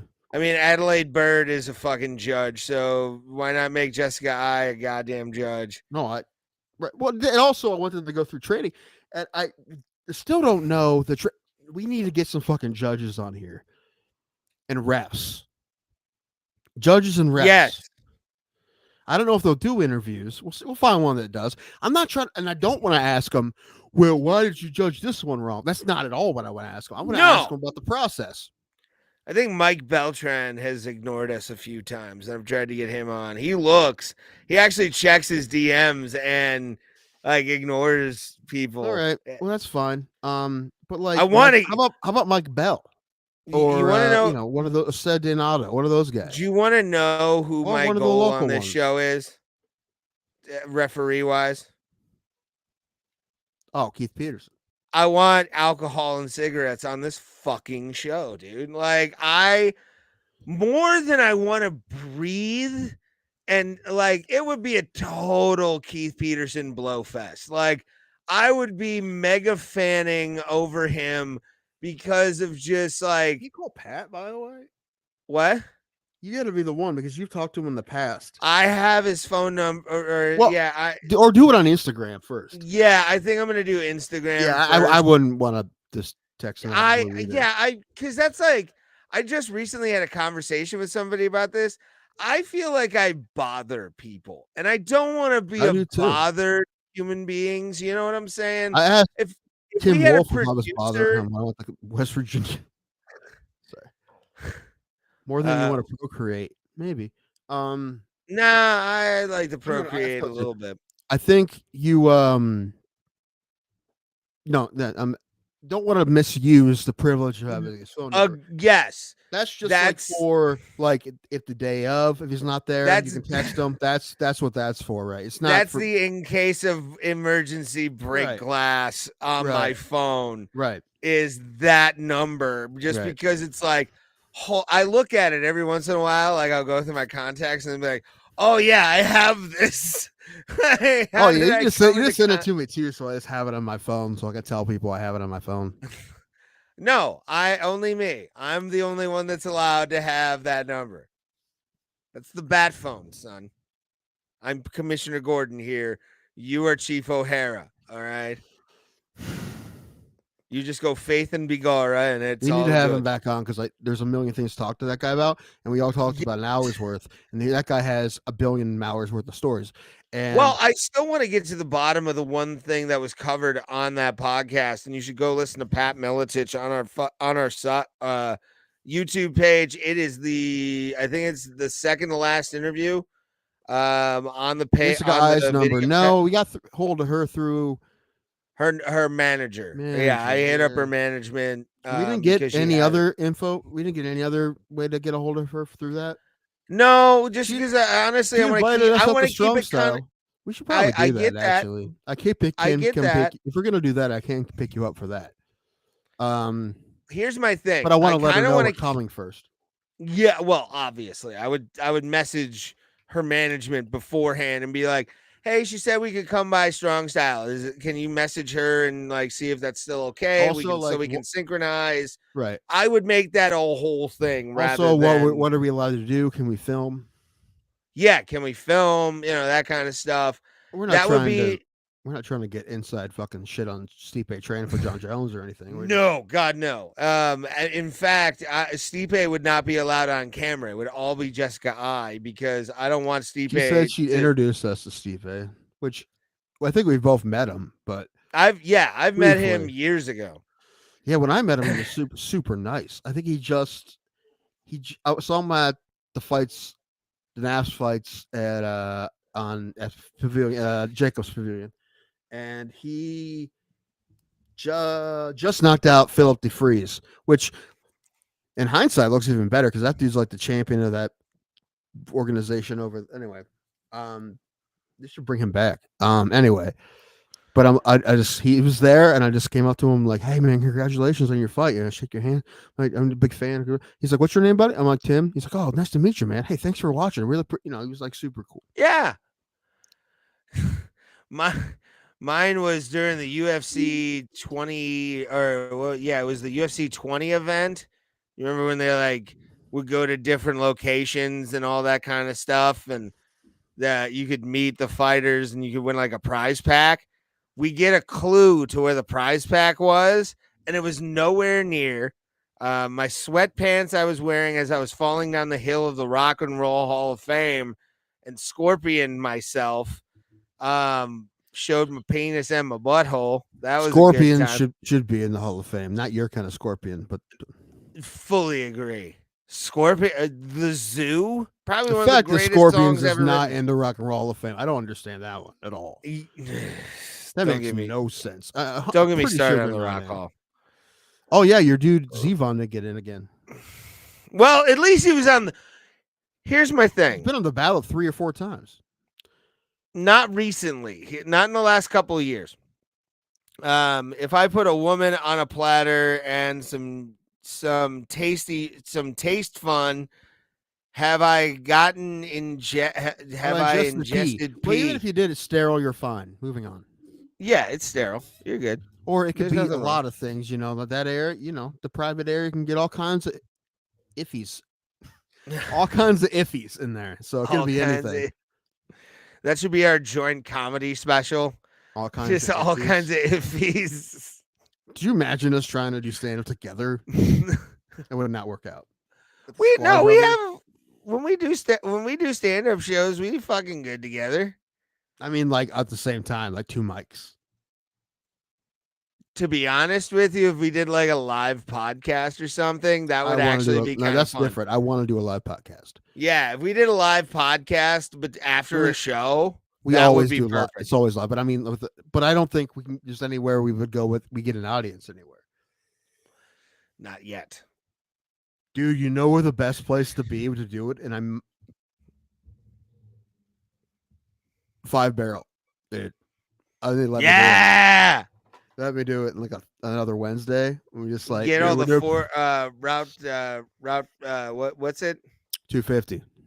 Get all the Route 250 people there as our like seat fillers. That would be perfect. Yeah. Yeah. I have to call in some favors, but we can get it done. Oh, we could absolutely get that done.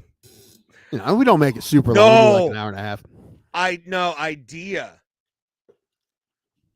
We do the main card of a pay-per-view at 5 Barrel and have like the Route 250 crew as like our live audience, and then we get drunk as we watch. I feel like it'd be a little boring to waste that on just doing commentary over it. Like I think I'd rather just have a show to do it with an audience. Well, no, we would do that where we do a show beforehand, and then at 10 o'clock we turn the TV on. That's too long. And 10 o'clock, it's the main card. I mean, the show total would be too long. 4 well, no, it'd be like 3.5 hours. That's not that bad if you include the fucking live. Yeah, you can watch the fights for free. Yeah, well, I think we'd front the money for the bar to buy the fucking pay-per-view. It's different than normal. It costs more for a bar to get it. Yeah. Really? Yeah, it does because they have multiple television. Yeah, it's a different kind of. No, yeah, it's a whole different thing. Well, then we take up a collection, whatever. But like, yeah, we fill it with Route 250 people, and anybody that wants to watch the fights with us, and we do commentary over it. Yeah, we can also just do our shit in the corner, and everybody else can go out and do their bar shit. We're not going to tell everyone to be quiet. Do your own thing. We're going to be in the corner, fucking talking to that. Yeah. You can do that. That's what I'm talking about. John Boy's done that before with baseball games. So, like, they're just at a bar in the corner. They're doing their shit. If you want to be part of that, that's cool. If not, you just fucking do your own thing. But I also say it would just be fun to do a weekday show and have an audience. Uh, I don't know, that's but the dream of every comic. What are you talking have an about? audience. Yeah. No, but No, on a weekday. yeah, it would be fun to do that and have um. But we also, I'd have some stuff planned. I don't know what. It's just I don't know. I'd have musical guests. I'd have dude. I'd have comics. We'd have sets. It'd be a whole thing. That'd be Let's like our go break. out to the outdoor portion of 5 Barrel Brewing for some stand-up comedy, shall we? And you have just like a crane shot. We're gonna talk about a fight, and then we'll be like Martin Malloy, everybody. Yes. No, that would be awesome. Do like the world's longest variety show and end it with UFC whatever number it would be as a live I stream. think I'd be tired. I'd go home. I'm walking home. All right. I'd be like, sit the fuck down. We're doing this, and then we're walking back to your place and we're smoking weed. Shut up. Let's go. You and Ray. Changed it a little bit. You like it? I like it. And Ray, you don't know who Tim is gonna pick this week, Conseco or Blue. I guess you'll have to wait and see. Who is Tim's hero of the week? So we're gonna get straight to it here. All right. This happened last Wednesday when I was in Baltimore. Okay, so I'm eating at a restaurant, and that's in the hotel. I dressed up all nice, like I told you guys. I'm eating crab cake, which was the best meal I've had in so long. Oh my gosh, that was so good. Crab may be the tastiest animal. All right, anyway, it's just a weird looking, but it's so good.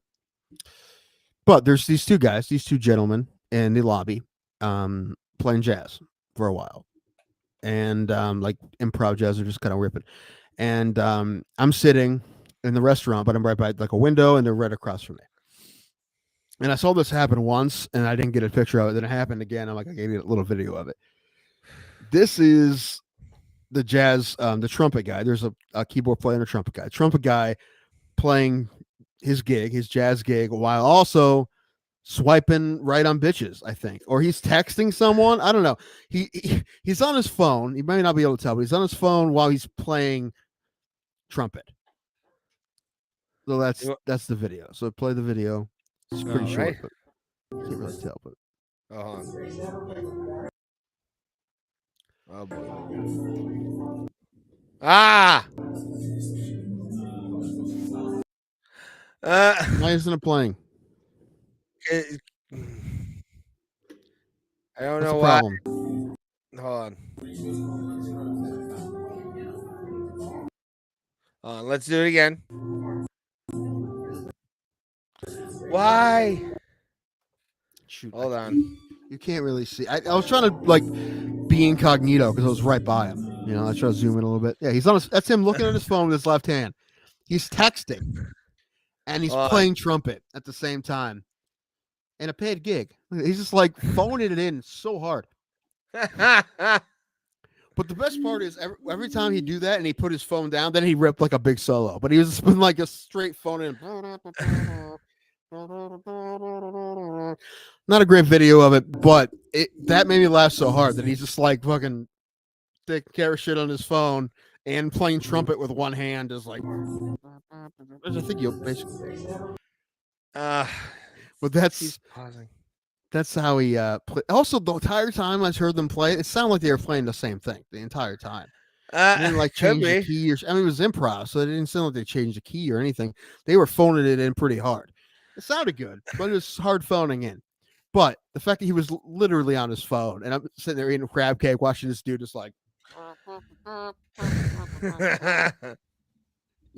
thought it was hilarious, and that's why Trumpet Man is this week's Hero of the Week. Trumpet Man. I felt embarrassed taking a video because I think he saw me. Well, what you got to do is just act like you're taking a phone call and then press your volume button. If I was sitting here, the window was right on my right here. So I guess I could have. Yeah, I could have like that. You're right. Yeah, that's how you take photos. But I wanted to make sure it was okay. Yeah, I didn't think of that. Man, that food was good, dude. Oh my gosh. Even that I had a crab Yeah, soup you were that was telling me. amazing. I know, but I'm talking about it again because it was great. That Baltimore trip was a good idea. Financially, maybe not so much, but it was a good idea. The game was great. The food was, and all I, like I told you last week, all I ate was crab cake, Uh-huh. and it was worth it. It's like you don't. I mean, listen, I can get all that other stuff anywhere other than Baltimore. The one thing I can't get anywhere other than Baltimore is a Baltimore crab cake, Maryland crab cake, and it was. I've had I think a total of 5 of them. The one at the game was pretty solid, but it wasn't great, and especially for the $30 I paid for it. Um, Yeah, when you told me how much, I'm like, God damn. well, the entree was 43, but it was really good.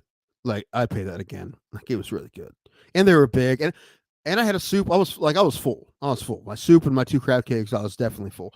I thought there's a pizza place there too. I thought about getting a pizza for later, but I'm like, dude, you fat fuck. You don't need a fucking pizza for later.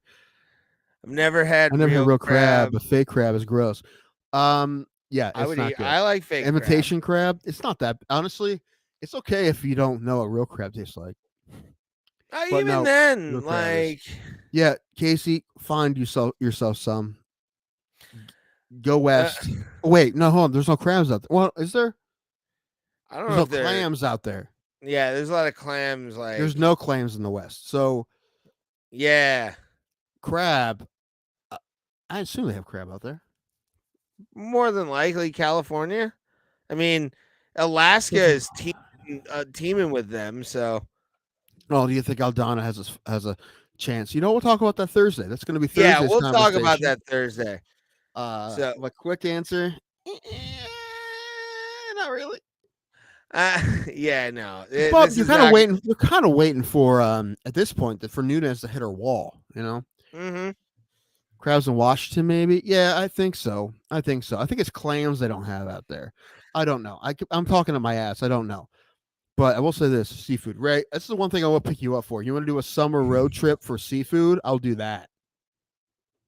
Oh, if I ever became unemployed and could collect unemployment, that's immediately what we're doing. Is just heading east, like wagon wheel wet east. Let's I would go. like to go back to Boston. I enjoyed Boston, and Boston's a cool place. And I didn't really the seafood I ate in Boston was like the empty place next to the place I wanted to go to that had a wait. This was Uh, not my choice, but we were like, well, this place is seafood. They're right next to it. I'm like, all right, but it wasn't that good. It was okay. Lobster, Galveston Beach over Euclid Beach. that's not even a Dude, your Texas comparison. beaches, man, you're not even. Yeah, like Euclid Beach is shite. Galveston. Oh my god, the boardwalk. I'll give Pulse a massive Woody right now by just saying these Under the words for boardwalk. seafood. Is some of the best seafood I ever had as a child and an adult at Willie G's. If you've never had Willie G's, it's some of the best seafood on planet Earth. Willie actually still is around, the guy that because his business got taken out after the hurricanes. Mm. And he actually invested into, I think it was a Bubba Gum shrimp company. And he put it on the boardwalk in Galveston. Dude, even shrimp's fucking good, bro. Oh, You know what? I mean, I'm gonna give it another shot, probably several more shots. But lobster, this is that one that I'm like, never it's went to good, Gordon's. good, but it's all right. Not as good as crab or shrimp, I don't think. But I definitely give lobster another shot. Lobster, like for a while there, I think they were talking about this on the Barstool show, like as like one of the greatest rebrands of all time, and it is. 'Cause at one point, It lobster was it poor was like food. they gave it to they gave it to prisoners because I think it Yeah, has the same genetic makeup as a cockroach. So like they it's a thought of it as like It's a mollusk, they thought of it as but like it's the cockroach of waters of the sea. So yeah. there's but then for whatever reason people are like, no, this is the shit. And I don't know, but yeah, that was whoever figured that out was pretty great. I I eat eat super. super fresh seafood, but anything less is not worth the time. Agreed, agreed. Listen, But if you only have that option, if you only have frozen as the option, Also, listen, you can also overnight crabs from anywhere or whatever you want. You can overnight it from anywhere. They're sending it in hot and That's a lot of Las Vegas casinos for their fucking buffets. yeah, that too. Yeah, you can overnight the shit. I've been trying to do crawfish for years. Um, and they overnight that shit alive. You know. Yeah. I think you do the same thing with crabs. Like I said, I should, if I thought about it, I feel like I should have went to got up early and went to a seafood market in Baltimore and got some crabs and drove them home. Yeah. Although I don't just feel like shelling a crab. That sounds awful, but uh, they're just in the back seat of your car, just like, crawling around. yes. Well, Where are we going, boss? Where are we going, boss? Yeah. Give them all names and backstories, and then I have to murder them. Oh, Timmy, I'm so sorry you killed your sister. What? I wouldn't name one of them Timmy. That's weird. Why not? Because my name's Tim, you weirdo. But Timmy's other people's names. What kind of narcissist names a crab after themselves? And then kills it. That's fucking weird. Ray the seafood would be alive. I would make sure he would live a happy, healthy life. For sure. They used to have a crushed crap tank. I don't know what that means. Albertsons. I've heard of Albertsons, but I don't think I ever ate there. Again, Willie G's is the only place. Fresh crap tank. All right, he's saying he's me crab, but he said crap twice, which is pretty funny. He even tried again, and he fucked it up again. And then the original. Yeah, no, the crab's so good. What a tasty animal crab. It is. I need to get some crab legs like soon. Ooh, crab legs. Crab legs and crab claws. I hate the work that involves in crab legs, but it's so worth it. When I had that king crab in Pennsylvania, they de-shelled it for you. So they just so the meal was just like a little platter, and it's a chunk of meat in the middle. I'm like, it's great though. It's pretty great. You're giving me a boner, Tim. Stop it. Why? It was like $70 or something. It was not cheap. But I bet. Good, though. We would have went back. I was hoping we would go there with my grandparents again, but they're not ready to leave their dog alone yet. So I've never had chitlins. I don't think. I don't think so either. I did eat grits. Grits recently. I've had. I'm a fan. Grits is like oatmeal. Someone pre-chewed. But it's delicious, especially at Cracker Barrel. Grits? I had them. It's not. Cracker Barrel grits there's something about it where you're like, oh. That Cracker Barrel breakfast I had a couple weeks ago was pretty good. I had what's it called? It was like an eggs Benedict, but not. I don't know. Eggs Benedict's my favorite breakfast. This is what everyone knows. But there's different variations on it. There's the one I had at Cracker Barrel was good, and the crab cake. I've had crab cake Benedicts other places, but I had one in Maryland, and it was the best one I ever had, which doesn't surprise anyone. But it's like a super fried bacon chunk. Pork chitlins. I usually get the Farm Boy or like the double Farm Boy whenever I'm at fucking Cracker Barrel, like the Farm Boy breakfast that they have or whatever it is.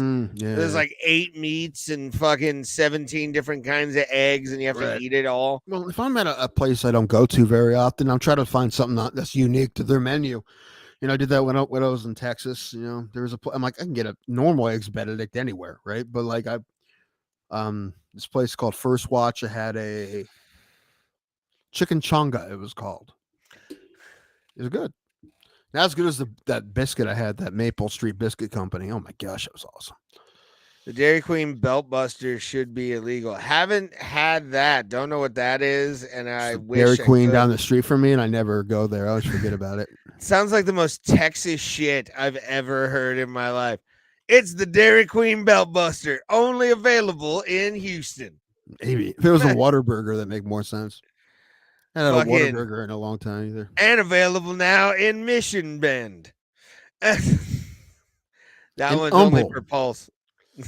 Yeah, and that's where Tim lived. No, I live in the Woodlands. Well, I live in Shenandoah. Well, that was Mission Bend. That was I look up my old street every once in a while and be like, oh, there's the house I lived in for the longest time. For the longest time. Whoa. All right, peeps. I believe it's time we call this a night. I think it's probably time. We've gone almost 4 hours. It's This good. is a This is an old, classic episode. yes, classic, like a month ago style, which I kind of preferred, to be honest with you. But we're trying. It's all right. We're giving it a go. It's a gravy burger, or Burger that it's comes a with gravy gravy. burger. It's a burger that Dude, comes with gravy, which is, listen, that I should will be say illegal. this, dude. I love sausage gravy. You could put sausage gravy on best about anything. It's fucking great. Oh, Bob Evans sausage gravy. If I was on a desert island and all I had was Bob Evans sausage gravy, I would go, I have found my paradise. Drinking it out of a jug. It's like, Exactly. like, Uh, sir, you've been stranded on this island for 18 months. You gained 80 pounds. How does that I've make had sense? sausage gravy, bitch. It allowed me to talk to the dogs that are on this island. Mm. I'm their This was main great, but I hermano. can't wait for next week. That should be everyone's opinion. But oh no, yeah, he's come on the show. Yes. That's right. We did say that, didn't we? Tuesday will be fun with Pulse. We'll be breaking down UFC 289 with him We'll send on you the show. we'll send you the link in the Discord, probably. Yeah, it'll be in the Discord more. Or if you want to use your laptop, that'll be. I can send it to your Gmail or something like that. But this Thursday we will be talking about UFC 289, which we'll give our honest opinion on this card. When it comes to it on Thursday. Back to Canada. Yeah, it's first time in Canada in a long time for the UFC. But yeah, we'll talk about the card coming up. And yeah, we love you guys. Thank you very much. And as always, we will see you at the Kumite, fam. Tomorrow, everybody. Tune into the game, the Guardians game. Maybe I'll go streaking. Who knows? Be up there, Red Sox Cards. Who knows? Maybe I'll whip my wiener out. Who knows? We'll find out. Go Guards, baby. Card up.